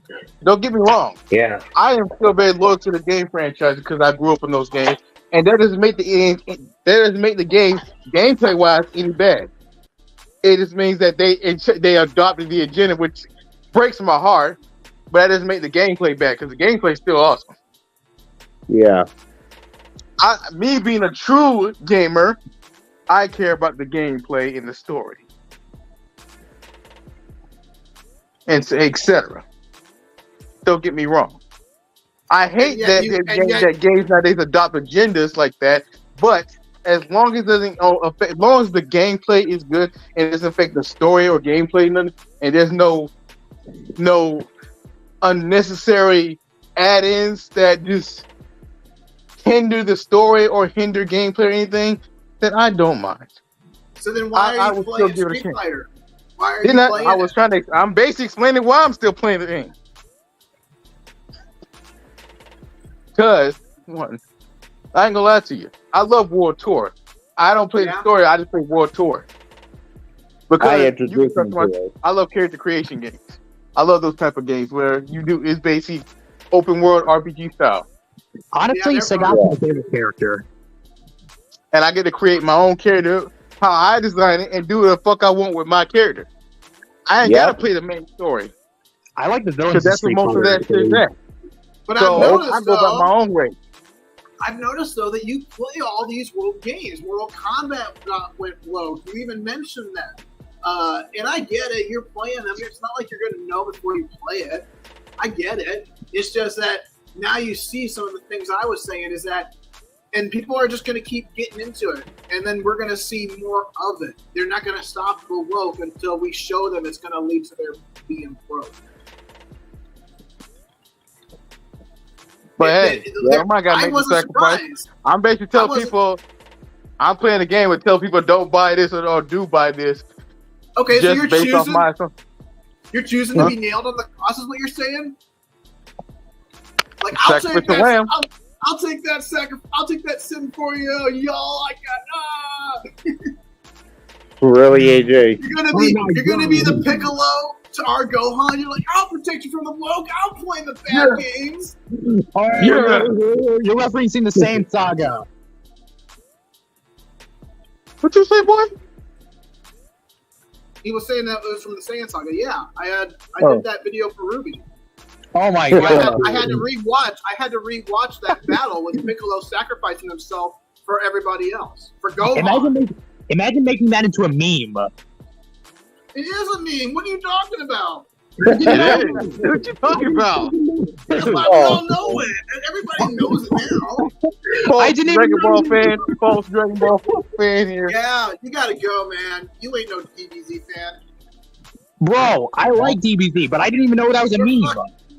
Now, AJ, there's no need to get all serious on him. I mean, we're all anime fans, and we all like the anime we like. I don't get how you wouldn't know that it's a meme. I mean, like, it's all over. You can find everywhere on Facebook, Twitter, It wasn't recommended to me, though.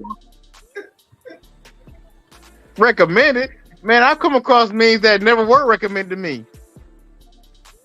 Yeah, come on now, man. Come on, It's just funny that you didn't know it was a meme. It's cool. We're all having a good time. Wait, you're just joking. Okay, I think you're just joking. I mean, you roast my brother all the time.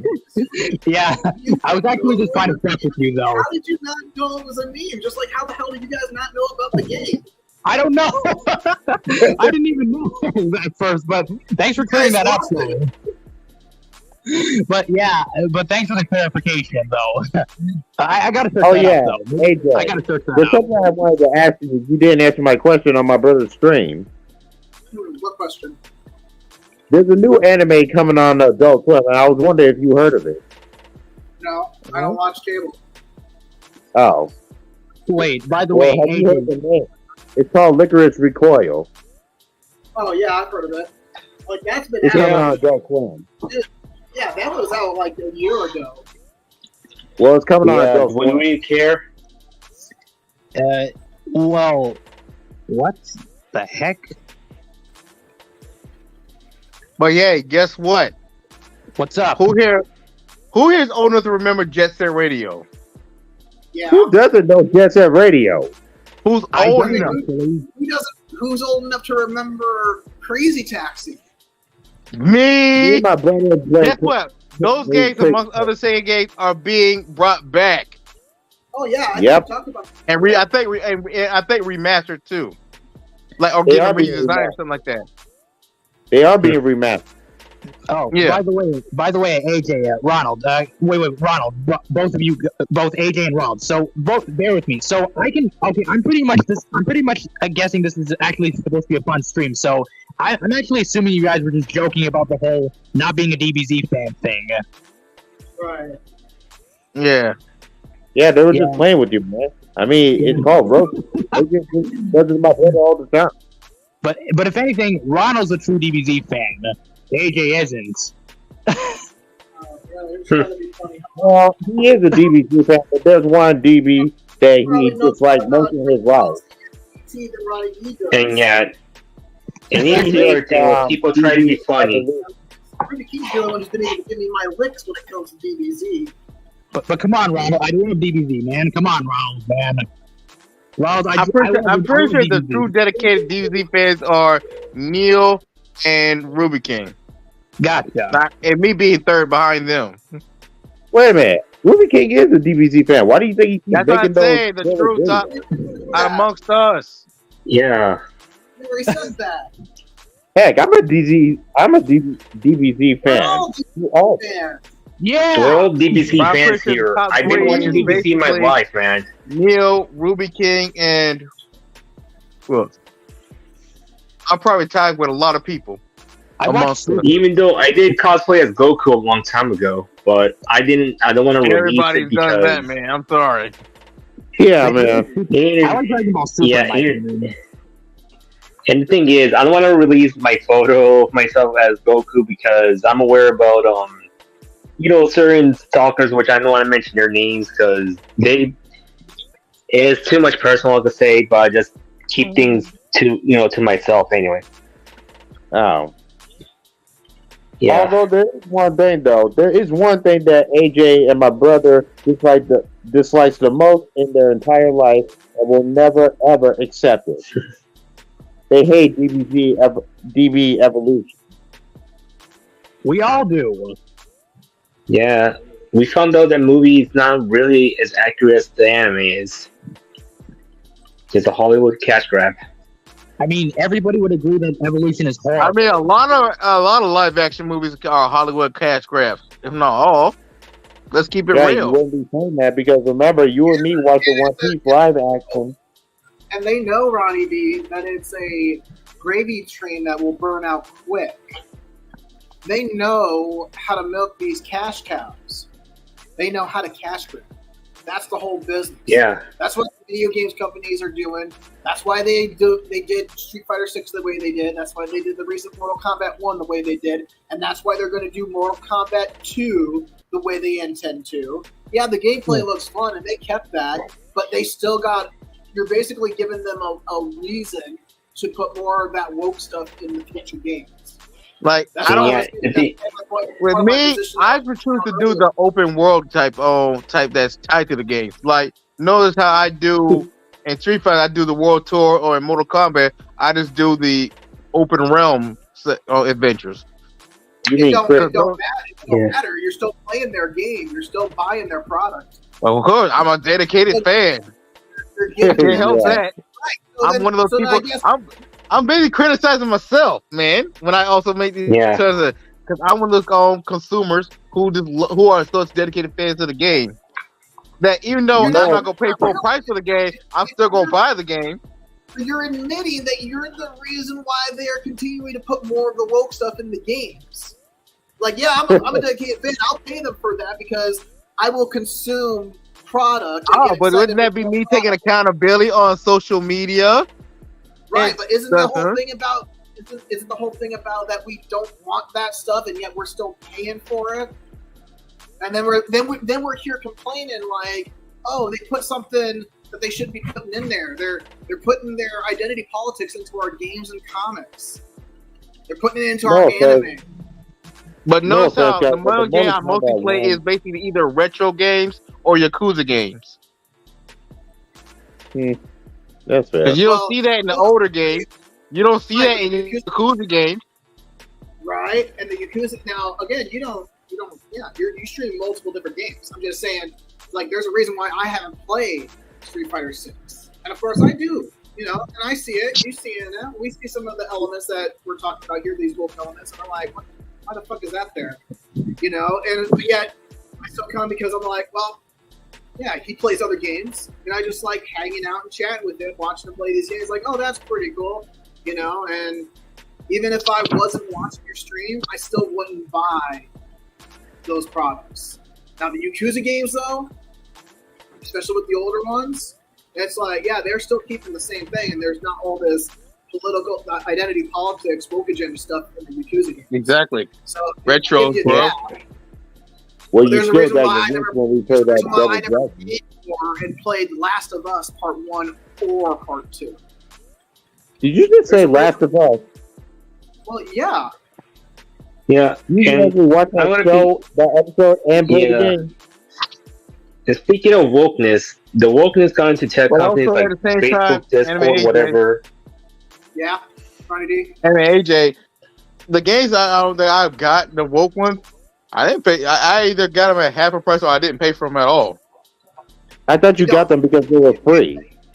Okay, it's one thing if you're able to play them for free. The fact that you paid for them at all, regardless if it was half price, that's something else. That doesn't matter.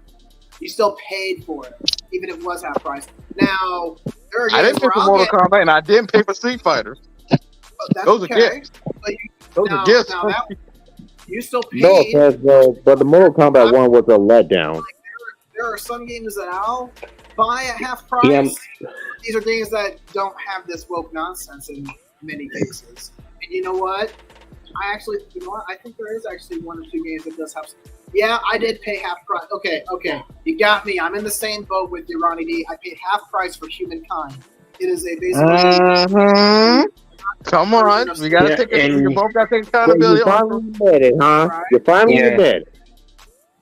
Okay, guys. So, as much as we know about with Mortal Kombat, when it's just basically a reboot of the original.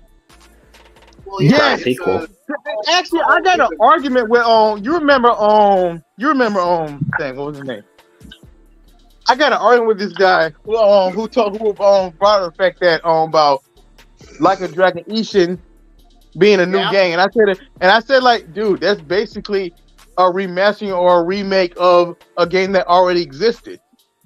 It was, which it was. Yeah. And I talked to Ruby King about this too. And I think I brought to you guys attention too. Like, me and this guy had this argument about this. You did. That I forgot what it's called. What was his name? Whatever. But Like a Dragon Ishin was basically a remake of the same game, but with new stuff added on to it. It still was basically the same game, just new stuff added to it. And see, I like to tell that to people, and when I tell that to people, they get mad saying, no, it's a completely new game. Bro, how's it a completely new game when it's the same game, but with new stuff added to it? The people pay for the same thing. Just basically an updated version. They don't like that. Making so I get arguments with people over this. It's just like the Saint Rose reboot. It's like it's not the remake, just a retelling in a different way. Oh, don't Like mention Yakuza and He's not Kiwami and good, Kiwami 2 are basically Yakuza 1 and 2, just with new stuff added to it. It still has the same characters, same story, just new stuff added to it. Yeah. I honestly love seeing Ronald rant. It just makes me so happy. Well, that's the same thing going on with the Final Fantasy remake. It's another cash grab, and it's them wanting to. They're basically the same games, but then they're adding new stuff to it, and they've definitely added woke stuff into the recent games, like Tifa's chest got tightened or shrunk. Rather. They say tightened. I don't know. I'm like, you tighten it? No, you shrank it, you motherfuckers. And then they want to put it in a person because they want to appeal to modern sensibilities here in America. Like, it's the people, it's us fans who are basically given the wrong signals to a lot of these places. And then you got these smaller groups like woke tourists going, oh, we don't want that in our anime or video games. Tifa's chest is too big. No woman looks like that in real life. Well, of course not. It's a fucking video game. Yeah. Okay, whose mic is doing that? That's Shiny. It's sticky game. I'm on my phone anyways. Me and him were going back and forth about, Shiny's saying that it don't matter that he's on his phone if he's making noise where we can't hear each other talk. Alright.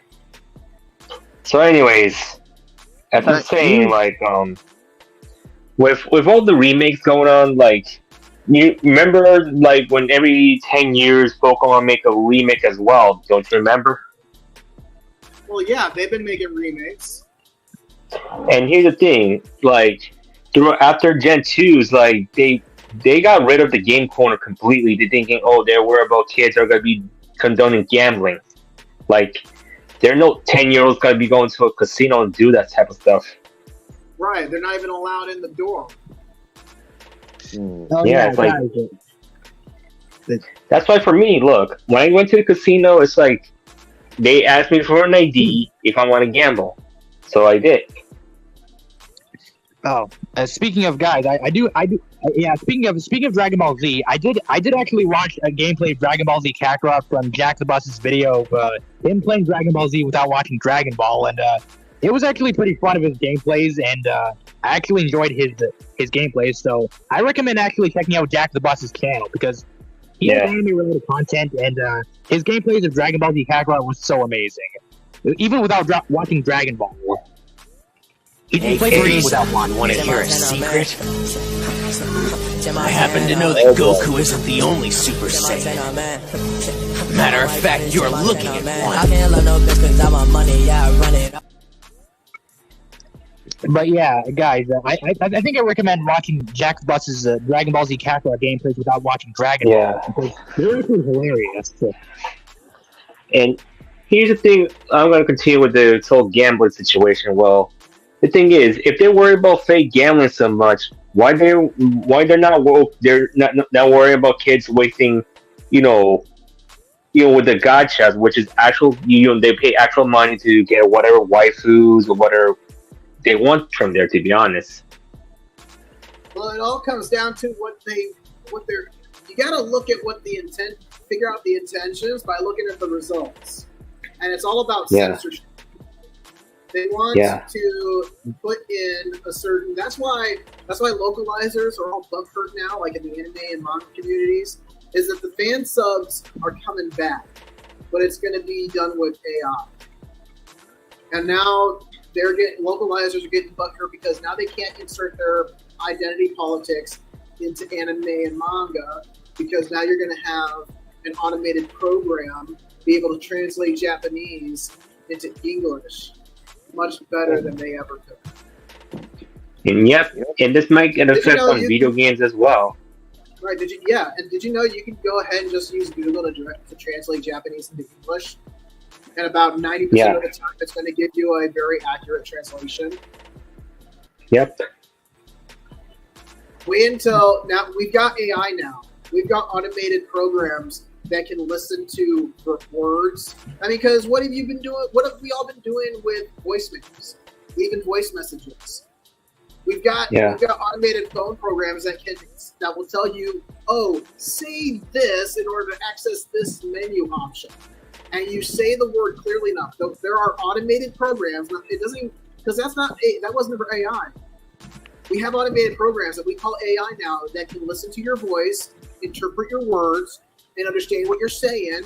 Ergo, they can now translate it into another language. So they can take Japanese, listen to the audio, and translate it into English audio. Yep.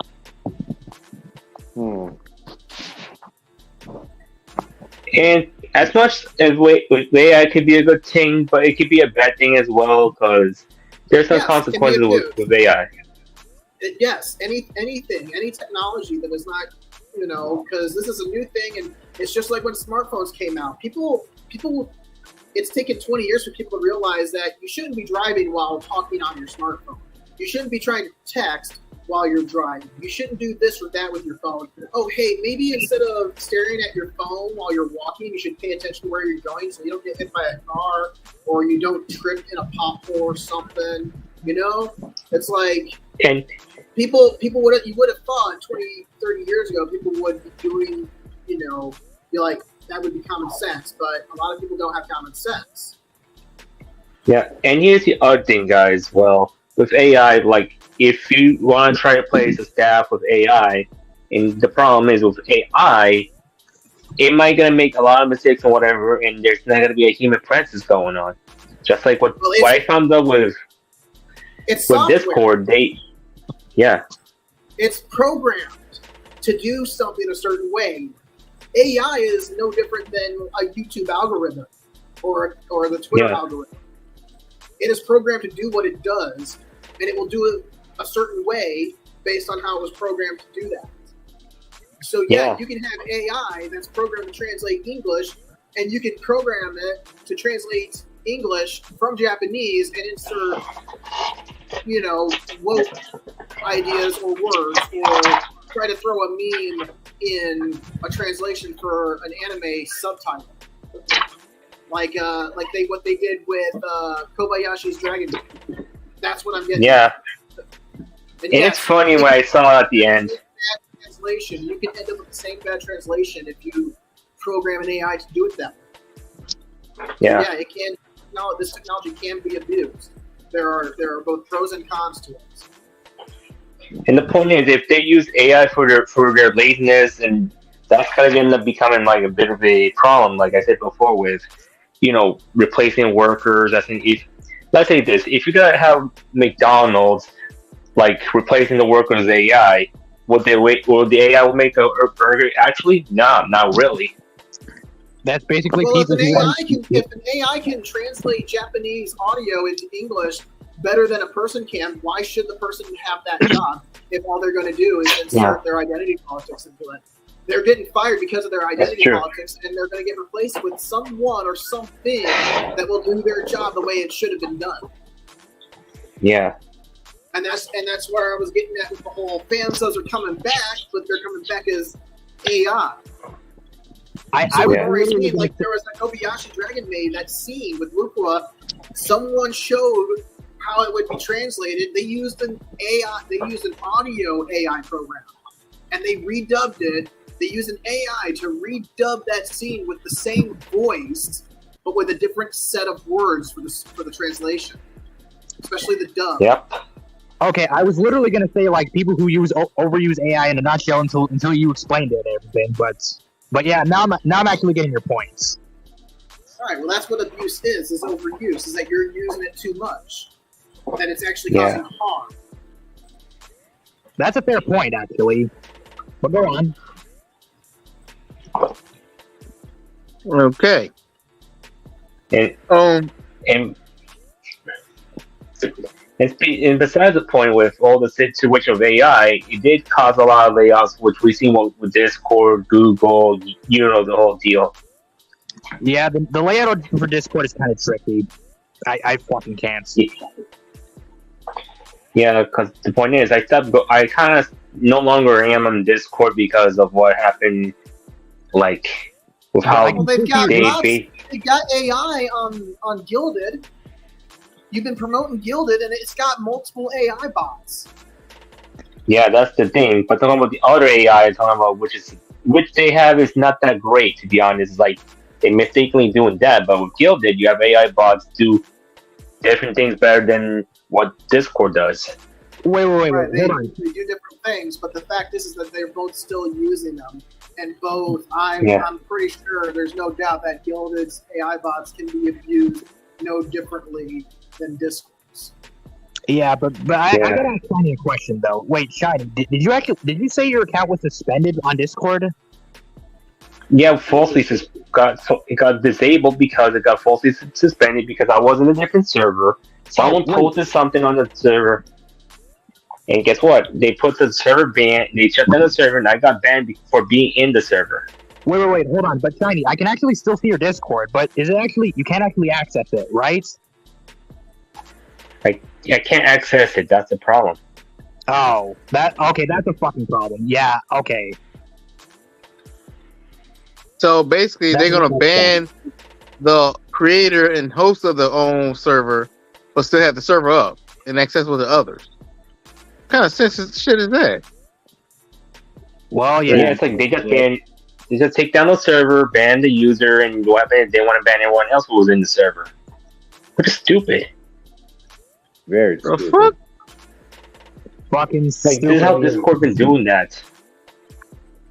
And here's the thing: people shouldn't be paying Nitro for that because they got scammed off it. If you go on Gilded, they have the same features as Nitro have for free. Discord, go home, you're drunk.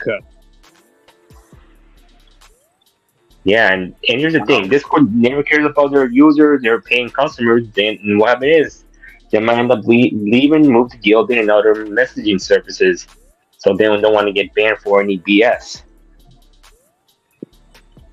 Well, any bullshit they let slide. They let slide actually, but sometimes they'll let anything slide. Yeah. Sometimes they'll let anything slide. And the real point is with social media companies these days, why they making it like that is all because they care about some people's feelings getting hurt, like, oh, somebody's dead naming, or somebody's attacking, a group of fat people, or whatever. Nobody cares. The problem is like, here's my thing. If people be on the internet being upset with something, they should get out of it. Like, don't go on Discord or anything. And guess whose fault is that? The media. So you're saying you're basically condoning what Johnny Somali did. I want to ask you something. If you're saying condoning. You can say, if you want to say here that you can say and do whatever you want on the internet because it's the internet, are you saying that you can say and do whatever you want in public? Because you're basically saying you can behave a certain way online, but it's not okay to behave on the internet in real life. Now this is the Johnny Somali thing. He's doing this, everything he was doing publicly, out in public, he was putting on the internet. So you're saying because he was on the internet, he can say and do what he wants. But the point is, I'm just saying, I'm not. No, there's no. How you behave online should not be different than how you would behave if you were talking to those people face to face in real life. You can't just go around. You can't go around saying I can say what I want. If you don't like it, you should leave. Yeah. You're saying Johnny Somali can go and say what he wants and shout out that stuff in public and tell them that he can tell those people that he's intentionally trying to offend. You're like, well, he can go ahead and say it, and if they don't like it, he can tell them to go away, get off the internet. The internet is a public space, is it not? Isn't that what Elon Musk says about Twitter? It's a public space. That's why it should have freedom of expression. You have the right to say whatever you want, especially if you're not coming across as rude and disrespectful. True. And here's the other thing I'm just you're missing. Okay. No, I'm not missing anything. I think there is miscommunication here. Yeah, because you can't. Dude, I think you're missing the point because that's just nah, man. You can't go. Oh, you don't like what I say? Well, then you should leave. Because if someone came up to you in real life and said things that you don't like, and then told you, well, if you don't like it, just leave. And it's not like that. It's not like that. Well, it's like there's something that I'm not getting, obviously, because I don't. all right. There's just like what? Why are you saying it's okay to behave a certain way, and if people don't like what you say, that's obviously offensive? Well, it's like, hold on, what's going on? Who's taking offense at what? What exactly is being said? Really? Okay, let's be clear on this. Like, look, if people go into a server that's private or different, it's like there's different types of rules in the server, and guess what? Yep. They shouldn't be. And guess who's responsible going to the servers? The people who got into the servers in the first place. Okay. Yeah. And the thing is, if people go into different groups, to the subgroups on the internet, they need to be careful what they're going to be going through, because if they say something, people might ban you, or they'll try to ridicule you or whatever. You know what I'm saying? I'm not saying like the public space. I'm talking about the private space. Doesn't matter. Right. Yeah, you're going into a private. Yeah. You go into a private server. Like my Discord server has certain rules. You go in there, you can basically say what you want, but you behave a certain way, then you're probably going to get a boot. Servers on Discord will have certain rules, and you go in there, you should be abiding by those rules. The moderator should be observing the behavior of the users and punishing those accordingly based on whether or not they're following the rules. Oh, and AJ. Sure. Oh, and you basically have to be So you're saying somebody that comes into your Discord server should abide by the rules you set in that server, right? Yeah. Here's the thing. Okay. I guess I'm not following. What is it about someone going into a server and being mindful of the rules? Are you saying that you went into someone's server and were not aware of the rules that should have been enforced, and that's why you got banned because someone else's server and everybody in there was like, oh, well, everybody is the problem. We're just going to get rid of all of them. Because then obviously Discord is not doing their due diligence and making sure that they're punishing the moderators who are not doing their job instead of the people who are going into the server. But then again, you're saying that the people who go into the server should be abiding and reading the rules of that private server. Yeah. And the point is, there's some people have a server with no rules. So then why would the individual who goes into a private server choose to get offended? You're saying somebody came into a private server, they should be aware of what content's allowed in that server and not take offense? Yeah. Okay. Yeah. And think about it. They're voluntarily choosing to participate in that server. So then, what offense should they be taking by going? Okay, these are the rules. This is what's allowed here. If I don't want to be here, I could just leave. So I'm like, what the hell? Then leave. But then why would you stay there if that's not the sort of thing that, like, what the hell are you doing here if you're going to be getting pissy about what people say and do in this private server, right? Yeah. Unless it's your server and people are saying and doing things that you may not be like, hey, that's not the kind of behavior we want. You know what I mean? Yeah. Is that where you're trying to come from? Well, for come from is different, since there's like different servers. Like when I'm in a server, like people can post, but if they're so offended, they should just leave. It's like I'm into different servers. Like, here's my thing: my friend made a server before, and then what happened is he passed the ownership to the other person, who kind of is basically untrustful. And guess what? He caused a problem, and he kind of threw the rules, and he made it get the server reported to get everyone banned. That's the problem. Yeah. Whoa. Wait, you he believe just did this on purpose? Wait, you actually believe this, AJ? I don't know. Well, it's from my friend's server. Who's not? He doesn't own the server anymore. It belongs to some random person that he shouldn't be trusting. That's the problem.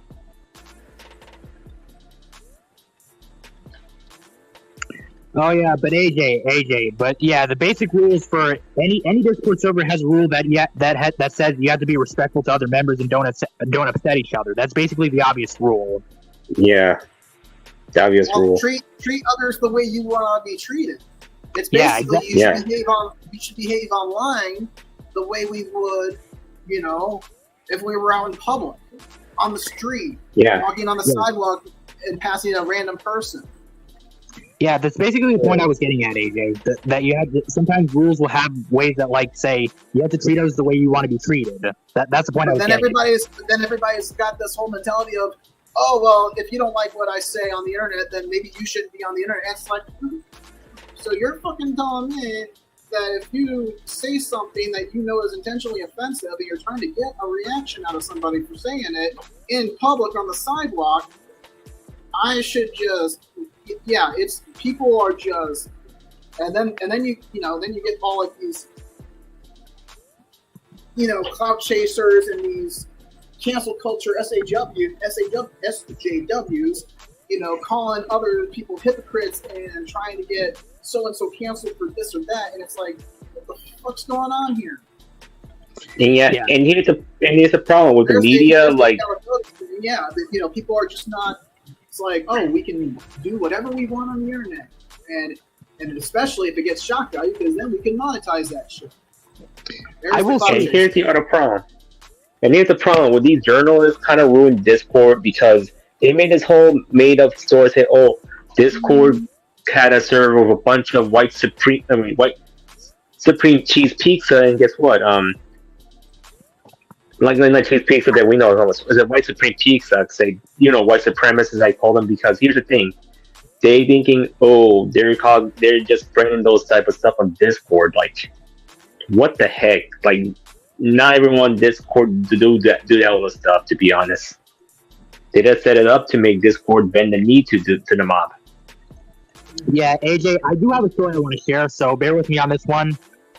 So I used to get a ban from a few servers back in 2021 for mistakenly breaking the rules, but I was trying to be careful not to break any of the rules, but I did them by accident, and somehow I got banned from a few that I didn't mean to do, but somehow they're just arrogant assholes who are mods, and I just fucking despise every one of them because they got me banned for just making me get so angry. And plus, one server I did one mistake because I did do an offensive joke, and the other one I did send violent threats, and which got me enraged because I was pretty pissed off of them trolling me. And the other one that I had interrupted barged into a roleplay that was in the general chat, but no, it was supposed to be in the roleplay chat. Yeah.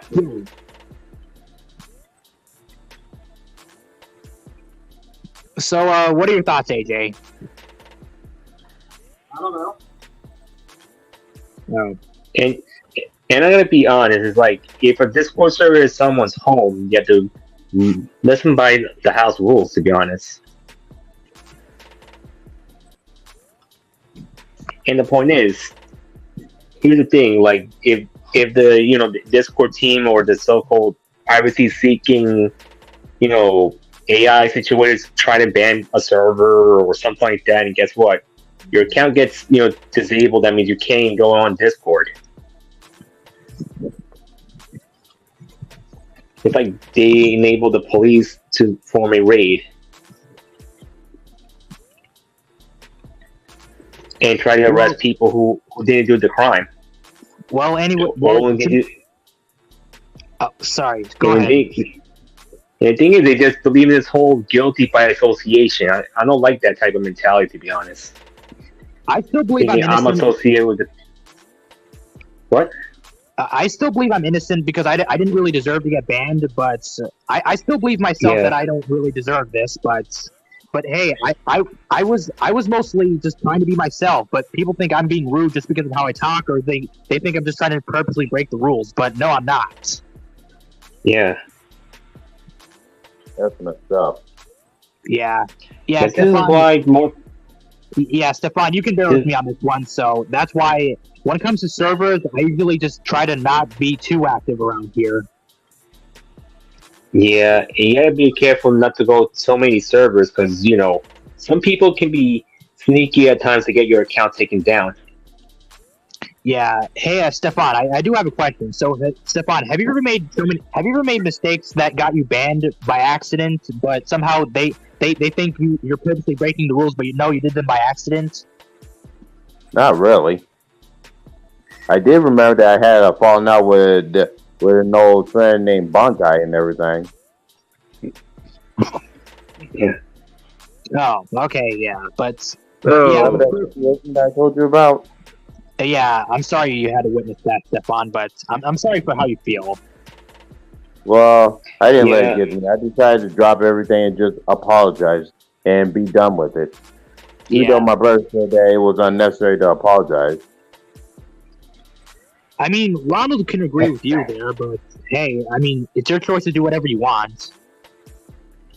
Yeah, I just don't want to bear no grudges and everything. And the point is, I do miss being on Discord with everyone, but like, the thing is, it sucks that I had to move out of Discord because of, how they don't care about the customers anymore. I couldn't even access my old channel. I couldn't even access my old Discord for some reason. Huh? Do you pay for Discord? Oh, he must got disconnected. Who here pays for Discord? I don't I'm really right here, dude. I don't pay for Discord. Yeah, I don't pay for Discord either, so I'm not a customer. Yeah, I don't do I that. don't either. Yeah, if you don't pay for Discord, you're not a customer.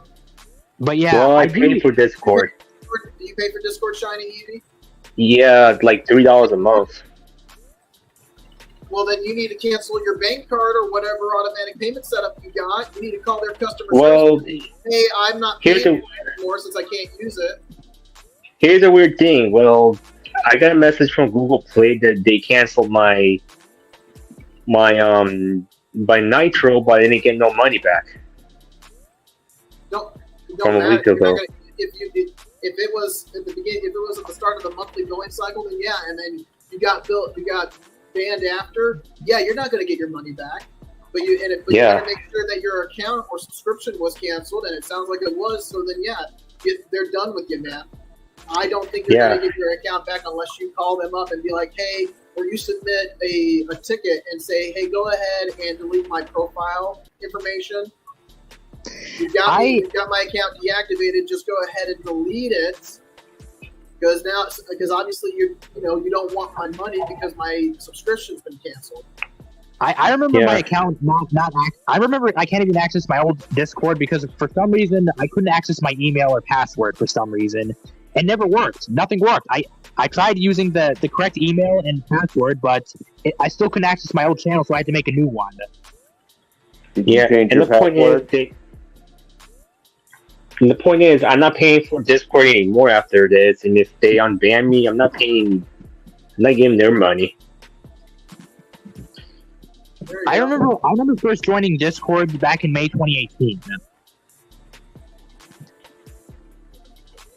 And the point is, I don't know what's with Discord these days that they just want to ban people or they didn't do anything. They just only want to try to basically ban someone for one's crime, to be honest.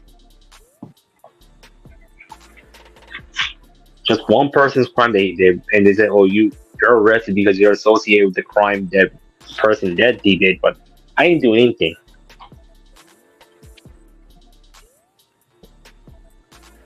I guess they're looking from a point of view of, since it's your own server, it's your responsibility what goes on.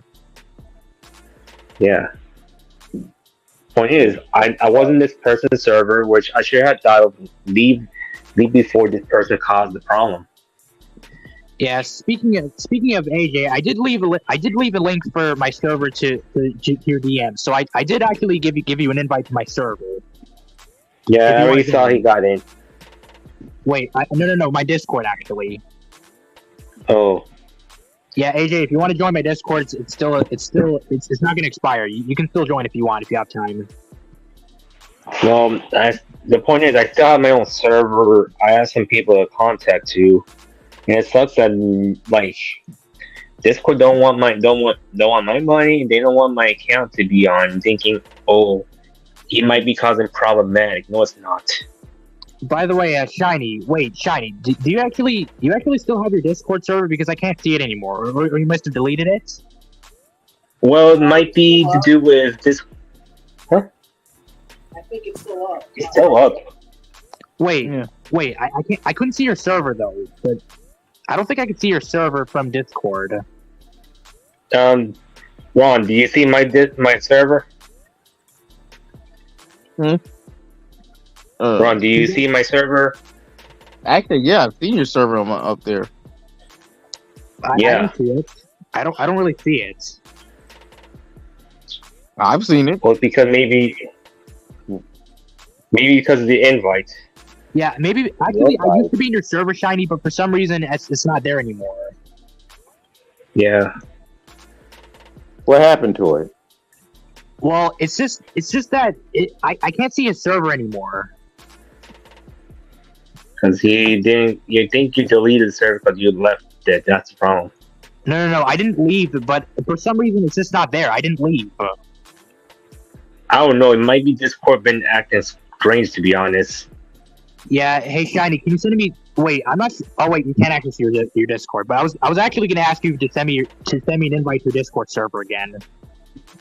Yeah, I couldn't access unless Ron has the link or any mods have the link.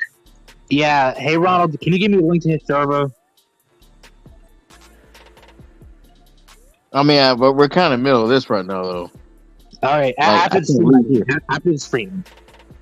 You should have more time. I mean, it's 2:43. Yeah, Ronald, you can do this after the stream, actually. So after the stream is over, you can send me the link. Yeah. And the point is, with Discord right now, they need to realize, look, if they care about their money, well, what if they care about their money? They shouldn't ban me. If they don't, well, they care about some person's feelings.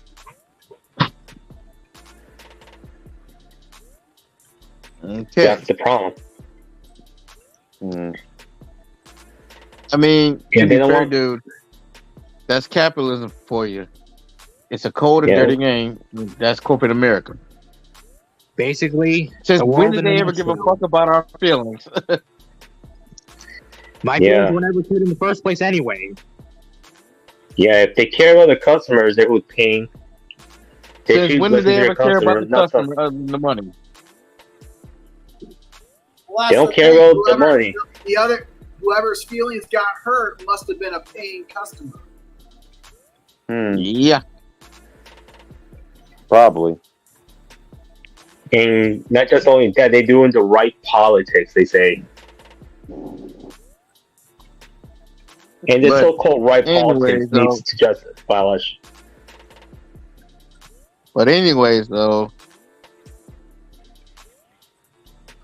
speaking of, I know I always give names for people who troll and cause problems to people. I call people like that internet gangsters. Yeah. Internet game. Yeah, like the comic skaters. Yeah, people, people who troll or harass you behind a screen, but probably would never do it in your face or up front or confront you. Yeah. Maybe because Like, it's not what polite to you're- do that in public. Like what you're going through, Evie, what you going through, what Fire Devil X has gone through, my brother has gone through, I have Yeah. gone through. I don't know, AJ, Yeah. I don't know if you've gone. I think you've gone through it one time before. Yeah, more than one point. Yeah. Yeah. Like people who talk tough, troll, and harass people, and all, et cetera, et cetera. Internet gangsters. People. Yeah. Like, and I think those types that came around, I think they originally became popular and came around during the rice gum era, and so, or even a little bit before that even.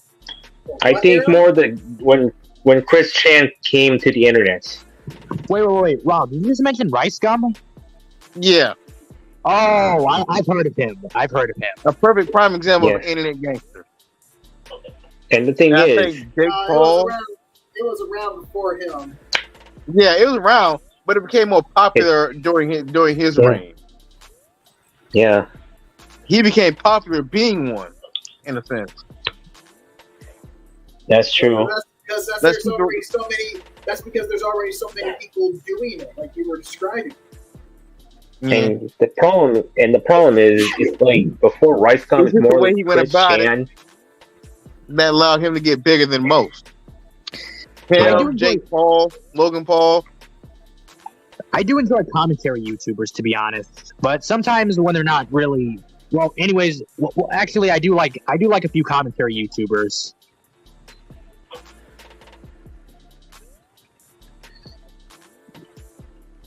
Yeah. I mean, Also- Leafy is here, but Leafy. Okay, go ahead. What were you about to say? Well, I was gonna actually mention Leafy is here, but I was actually gonna mention Leafy's here. I'm not sure if I've watched him, but I think I've watched a little bit of him. But Leafy is here is I'm not really sure how to say this. He but, kind of falls in that category a little bit. He falls in that category. Yeah. But Pyrocynical, he's kind of okay. Who? Yeah, Pyrocynical's fine.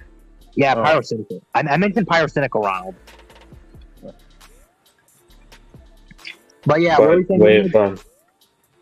And I guess you could say the people that Ruby King is currently beefing with is probably falls in that category. Oh, who's it again? Wait. Huh? Wait. I forgot what this person is called, but yeah. Johannes. Huh? You don't remember him? Nah. I would say what? Wait, no, I'm talking about. What'd you say, Evie? You're saying about Johannes, right? No, I'm talking about. Well, not exactly, but Johannes does fall in the wannabe category. But yeah. Yeah, I don't think he's. What does he look like? Ruby King are beefing still. Like that's. No, I'm talking about somebody else. He's beefing with somebody else supposedly. Really? Who? Who's he beefing with? Yeah. I forgot who they are. Oh wait, I actually think you may have mentioned this before. When did this happen? Who you said the name was, but you mentioned this before, I think. Like maybe Did it happen yesterday? 2 or 3 weeks ago. I think so. Yeah. Yeah. I think when I got your third or fourth accountability stream. Yeah. Like, Right. and you were talking like, wait, what? What does Who's he look like? Ruby King of racist? I think it was. You're talking about that. So, Yeah. Oh, wait. Yeah. Oh, wait, guys. Yeah. Wait, guys! Oh, I just forgot one commentary YouTuber I did watch at one point. It was a Tito. I forgot to mention a Tito. He was actually one of those I actually watched from the drama with him and the other person. I forgot his name. But most of you guys have heard of a Cheeto, right? Bushido. A Cheeto. No. No. You know, the commentary YouTuber that does gaming, but he had a drama with some other YouTuber that I can't remember his name, but I think I forgot. But yeah. What do you look like? Well, hold on. I think I can search him up, but I think it was another person that I don't remember, but hold on, let me. Don't bother. Don't bother. If we don't want to don't get need this to person remember. No name, whatever. We don't want to tell who he is. Don't give him attention. I mean, I forgot his name, but okay. And the thing is, I'm not giving attention to some person who's been stalking on my Minds page and my social media page because she needs to realize she's a minor. She shouldn't be creeping on adults, to be honest. But besides you guys, you guys do know that I just said that I forgot his Speaking name. of minors and adults, there's this TikToker, that streamer, who recently did this prank. This I was talking about now. If you thought the whole Nike and the Nike prank was stupid, and the whole smashing TV in a store was stupid, this female YouTuber, TikToker and streamer, decided to do a prank where she did a fake candy van kidnapping prank. Oh, yep, Lord. We know what happened. Yeah, she got arrested. Do the whole candy free candy posted van and try to pretend to be a kidnapper, looking all spooky. I think even had fake police. And she the same chick that kind of walked in a gym with spray paint. Seriously? Yeah. Yeah. Oh, She used Lord. to affiliate with Neon, I think. Why am I And not the thing surprised? do we need any of these people recording themselves working out? If they want to record themselves working out, they should do it at home. They have the money to buy the gym equipment. You know the whole deal. Okay, so now Like I a remember gym. it's Jaden. Jaden? Well, Jaden. well, now I remember who it is, but you guys are probably Yeah, you don't need. yeah, I know. You Yeah. guys don't give a shit, but yeah, it's just Jaden. I mean, don't help. You already Well- told the name. So. But Yeah, to be honest, with minors on the internet these days, they just go on harassing adults. It's like, geez, don't they have anything better to do than just harassing adults all day? No, they Like, don't. geez. Apparently, I mean, minors will Like- be Make sure that the parents don't watch TV. Remember, if you don't like it, just get off the internet. Because that's how it Yeah. is on the internet. And losing the logic. and the thing with minors, well, they shouldn't be on social media at all. But like, geez, if they're so basically going on Twitter or Facebook Or Twitter. whatever- yeah, Twitter, yeah. I mean, basically, Or whatever. basically, when you're 13, you can go to social media, but that's a different story, is it? Yeah. Ah, Yeah. Well, if they're in, and that's the problem is that's the major flaw of how minors got into social media when they're 13. I was And they should 16. just When basically, I was 16 when I went to social media. yeah. Yeah, I used to be 16 years old back in 2016, and June 2016 was when I joined YouTube for the first time. It was Yeah. back in June 2016.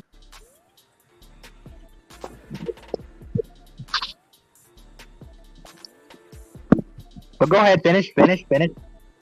Yeah, and the point is, the problem is with being 13 on the internet, on social media is a big mistake.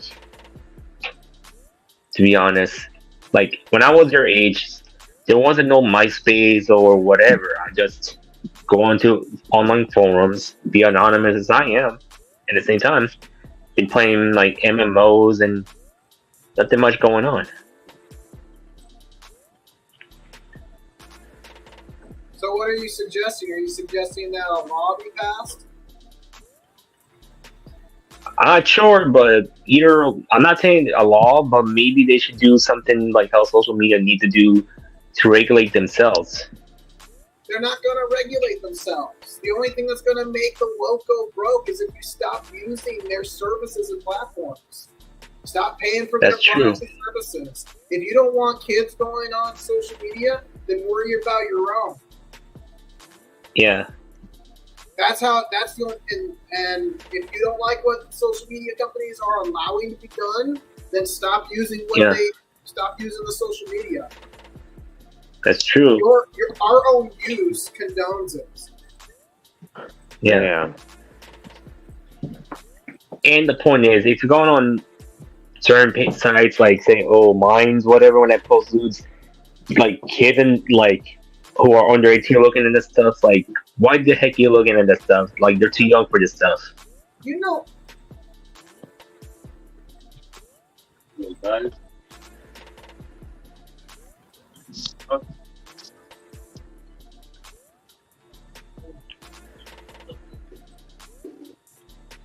And what do you say, AJ? Speak up. It's like, why the heck they just want to go to a site that like someone posts lewd content, they just basically harass the adults posting lewd content. And the fault is the minor shouldn't be looking at lewd content at all.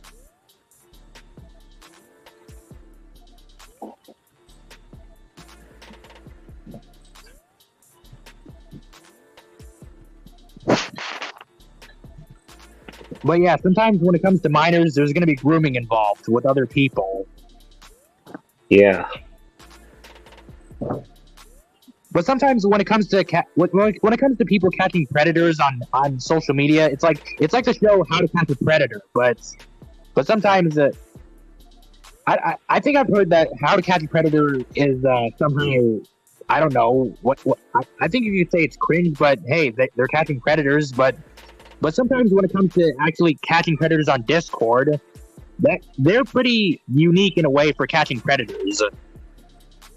But here's the downside, because some people can basically both attempt that they're 18 and up. Like, some people can lie their age on the internet. Well, that's basically people who are younger in a nutshell. People lie and just do stuff to get their way. Making myself so neat right now. Back. Yeah, I'm still here. I mean, I used to lie to kids, but yeah. And my thing is, I never. Let me pause you. Just hold that thought for a second. It's about 11 o'clock Eastern here, so I'm going to bow out. Thanks for having me, Ronnie D. Thanks for letting me be here, guys. Glad we we're about that type of media industry anyway. So glad to hear. Glad to have you here, AJ. AJ, wait before you go. You're still keeping your promise, right? What promise? You're still writing the Double Dragon story? I wasn't writing anything. We were just having a chat. It was just a chat about ideas. Yeah. We're still gonna do that one day, are we? Sure. Yeah, AJ, I just want to say good luck on what you're doing. All right. Yeah. Thanks. Have a good But for now, you too. For now, I'll be uploading a video soon because I am due to my unboxing videos lately because of what's going on. Oh, and before any of y'all go, please check out my brother's video that we did together on my birthday. Yeah. Yeah. Happy late 27th birthday, Stefan. Thanks. I didn't go nowhere, but my brother took me out to eat the Shoney. And my thing for now is I don't trust online dating at all because how social media is right now, and I don't trust anyone try to be someone's boyfriend, because here's the thing, because I don't trust any of them online, because it might be some person who lives far away or some person can be a minor. Oh yeah, but hey, Stefan. But the great thing is, What up? What you say, fire devil? Oh yeah, Stefan. I was actually going to bring up that next month is Ronald's birthday. So yeah, I was actually going to bring up that next month is his birthday. Yeah. I was supposed to leave today on Saturday because my mother was supposed to take us to Red Robert, but she's kind of like situation. Yeah. So what were you saying, Ronald? Huh? So what you're saying? Yeah. I appreciate you guys being here. Thank you for coming. I hope you enjoyed it. I know I enjoyed you guys. Yeah. Before I end the thing. Why did you make me do this? You're fighting so you can watch all of these mascots die. Think, Luigi. You'll outlast every fragile, insignificant franchise in this game. You'll live to see these series turn into pachinkos or mobile only. Everything and every game from your childhood will be ruined. What will you have after 500 consoles? Mario, I still have you.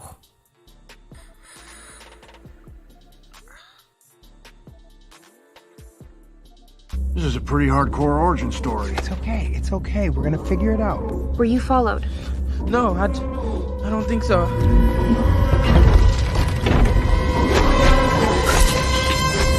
Mine's glitching. Wow!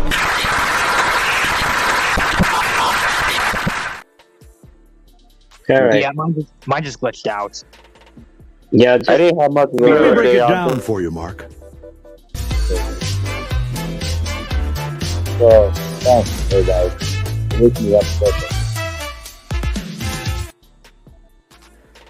Alright guys, so as much as we said before, just be careful on the internet. If you think about try date someone on the internet, don't just go out, find someone in real life, which is better than going on the internet. Right. Just make sure you pick the right girl. Just make sure you pick the right girl in real life. Yeah. And not some gold digger. Yeah. Or any type of digger. Yeah. Good one, or even party girl. You don't want to get roofied. That's why. And that's why I only go outside and socialize if I want to, if I want to get a girlfriend. That's my thing. But with the internet, that's a lazy way to get love, to be honest.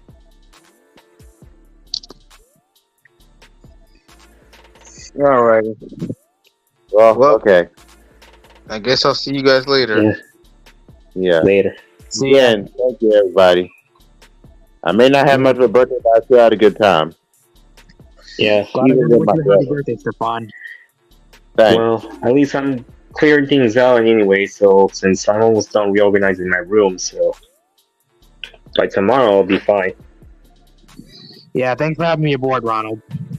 No problem, buddy. Yeah. All right.